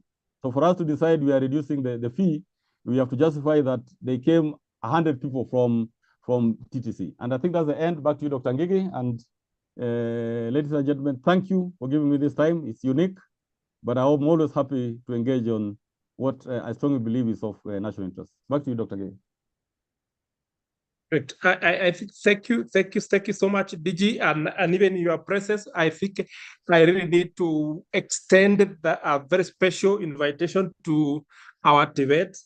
to our upcoming, the fourth sectoral conference that will be there on 19th to 22nd of next month, May, in Naivasha. And then because really the thinking and the theme of this conference is around the research, technology, and innovation impacts, IP protection, what did you have been explaining, and monetization. How do we get resources from these all IP? So we really think these are the engine in terms of the innovations. We are extending a special invitation to you. We would wish to have all of you in Naivasha participating in this. And thank you, DG, for putting it in the better perspective than we would have put it. But because the invitation is open, we really want our Tvets to be there. Take this our flagship program, but these are the drivers. So as Asanteni sana, we really want to have all of you on board, if God willing. So just mark the date and block the date, 19th to 22nd of May. We are expecting you in Naivasha. So thank you, DG. We will release at that. And I think the other aspect of administrative aspect in terms of reporting and the likes from our Tvet colleagues, my team can be able to handle, and we should be able to respond to some of these. We've been able to make good responses in terms of what you had put in Q&A section. There are those things that you have in your comment section. I don't think there are any other major issues that that you do have for us as of now. But the forum, as I said in the very beginning, it's your day, it's your forum, so that we are able to pick what you wish addressed. But we are coming toward the tail end of this discussion. We could perhaps quickly just put to more perspective some of the few things that you had already indicated at individual level, but maybe perhaps they apply across. And one of the things that we thought perhaps we could explain to yourselves, which we are very grateful that you're bringing in, is perhaps the issues of one of the aspects that you had raised is one of your colleague, Mark Moses, is the issues of appointment of STI and champions. Is it necessary every financial year? The answer is, for good practice, we would love to have the continuity. And for continuity, if you can have the committee seat for at least 3 years, so that you can able to be seeing through the implementation of the strategy that you are developing. But we leave it to your institution because you have your own administrative aspect. But for good practice, that we're saying, at least you can have the committee for a year. Yes, is there dedicated contracts for assistants, so that when you are reporting, like now, I know you are reporting for Q3. Yes, we do have. It has been provided, both contacts, email, and telephone contacts. We are always available within the working hours to be able actually to respond to yourselves and to be able to address your issues. There has been several issues around the issues of R&D, human resource capacity as one of our indicators that we are asking. Yes, it is one of the very important data that we require at national level, and that feeds directly into our global competitive indices, more specifically the Global Innovation Index, that looks at the number of researchers. The number of researchers, they consider that so many with PhDs per part population, so many with masters, so many with PhD. Please kindly, as best as you can, that data is available within your HR system. Please, let's have that data. It is that important. Your data contributes to the global mapping your country where it belongs. So I have seen that question coming through and through from several people. That is very important. And we are talking of in-post. Those people who are already in-post, kindly give us the number of in-post, then give us their qualification by the kind of the description you have given, by gender, by qualification, by discipline, and by age. And of course, age, we are not asking specific age for somebody. We are saying above 50 or below 50. So that is very important. So I just want to make clarity that we just want to, you give us all the stuff that are in post, then classify them around those parameters. The other thing that I've tried to quickly get in touch with, yes, the template, the STI mainstreaming strategy for each institution that we want them to develop, particularly those who are in stream A, your role was to develop the strategy. That template, it is well articulated. It is in our website. We have provided the link. It is in Word version with clear examples. You only need now to plug in. You have to come with your own language, with your own color, with your own aspiration. But in all these strategic issues you are provided, so what is your wish list? Guided by your strategy plan, guided by your own mandate. But we are available. We are really available. NACPOSE has a team in place ready to assist you where there are issues, but the template is provided in Word version that you can quickly populate. And the other aspect I thought I should quickly, that's why I was saying these are more of administrative. These are things that we can be working at individual level, institutional level. And this stream B have strategy plan. Are we allowed to review our STI strategy? Exactly. Just even remember what we are coming in from the larger government. But with the coming of the new government, we were given opportunity to review our strategic plan so that they are supposed to be in line with MTP4 and with the better as the government development agenda. So yourself, again, you are also free to review your STI ministry strategy so that they speak to your strategy plan. So that one that have to wait at the end of the 5th year, you have an opportunity to review them. They speaks to your strategy plan. So again, that is an implementation level. Our commitment and the cost level, we have the capacity, we have the numbers, and we have the resource to assist you in that, in doing that. And what is the other aspect? Quickly try to pick any other aspect. Okay, the Zipporah, you have an issue with the concern or the feedback of Q2. You had a problem because you are told about your work plan in section 1 and section 2. Precisely what our team was communicating is in your work plan, which is very important so that you get it right. You are in the stream B, meaning by the beginning of the year, you already had a strategic, you had the STI mainstreaming strategy. So what was your commitment this year was to implement that strategy. And in the work plan, there were very specific activities, what you are supposed to do. And this was just around partnership and collaboration. What do you need to do in there? The second aspect was technology development, technology protection, transfer, and commercialization. There were specific activities that you needed to pick.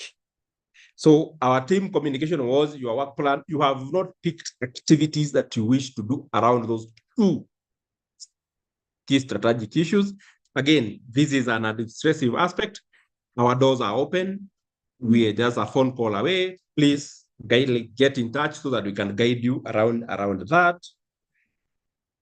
And any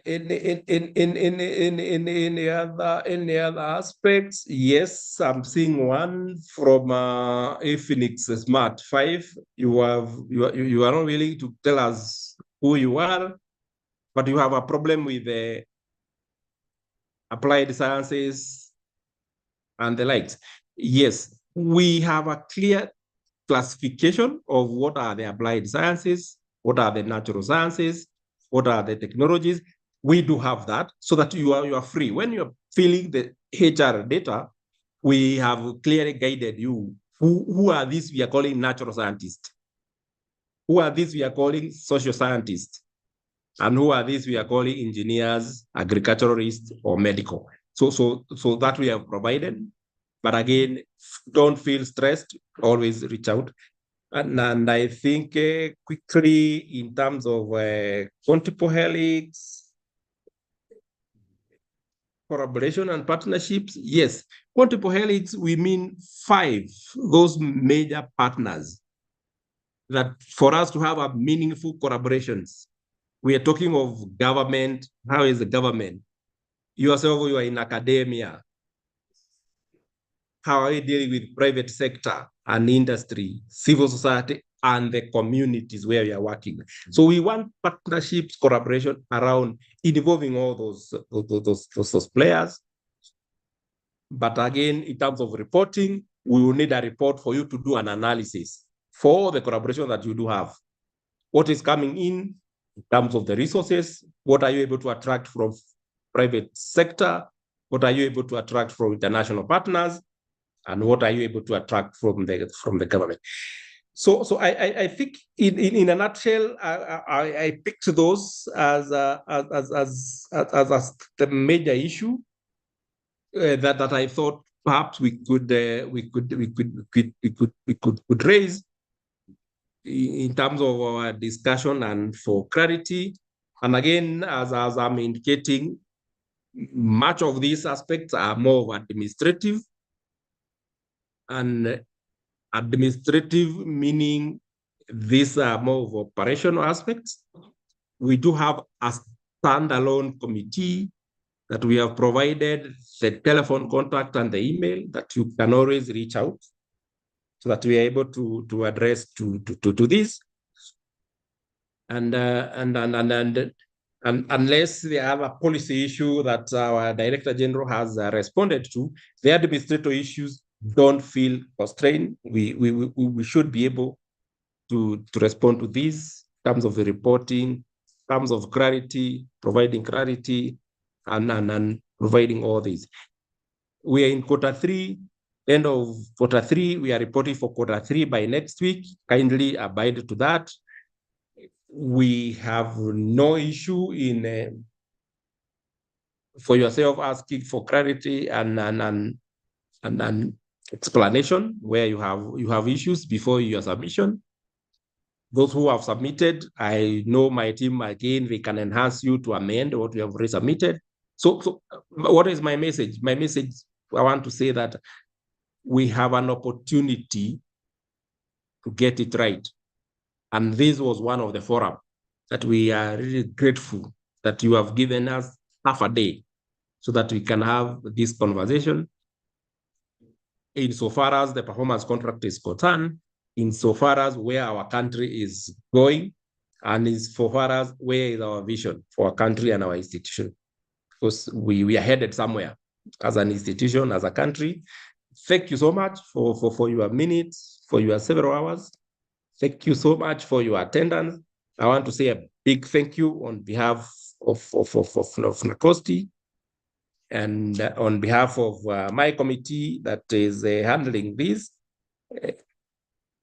We are indeed grateful and indebted to your knowledge and your comments, very reaching in terms of your comment and in terms of your questions that are able to help us shape our system, improve on our system, and even improve on our reporting and criteria for evaluating these. Thank you again for sitting through. In numbers, I can see the figures. We are still in 120 plus. That alone, we don't want to take for granted that you can give us all this time. Why? More particularly important because you are the critical ingredient insofar as research, science, technology, and innovation for this country is concerned. You are nurturing the next generation workforce, and we want to really appreciate. We want to appreciate you as the home of innovations going forward. we will respond to each and every comment that has been there. We made an attempt to respond live to what was raised, but allow me at this point to bring this sensitization to an end. And as we have we had started, ladies and gentlemen, thank you so much. Allow us to close this. I've said a big thank you on behalf of the committee and on behalf of NACOSTI, but allow us to end with a word of prayer, just as we had started. And I want to invite at this point my colleague Rolex to close with a word of prayer that can take us home. Rolex. Let's believe and pray. Heavenly Father, we come before you this time. As we started the program, we prayed that you guide us and enable us to be able to gain knowledge out of this STI mainstreaming sensitization. And we pray that whatever knowledge we've gained will be able to be useful for the benefit of our institutions and our country at large. Even as we come to an end, we pray that your presence continue to be with us. Even as we plan to submit our quarterly reports, we pray that you will guide us for us to be able to effectively implement all the pending other activities for the remaining days of the quarter. We pray this, believing and trusting in your holy name. Amen. Amen. Thank you so much, Lawrence. Thank you so much, our colleagues, our partners online. And we are really indeed looking forward to see you next month in our multi-sectoral conference as you share and demonstrate your technologies. So asante.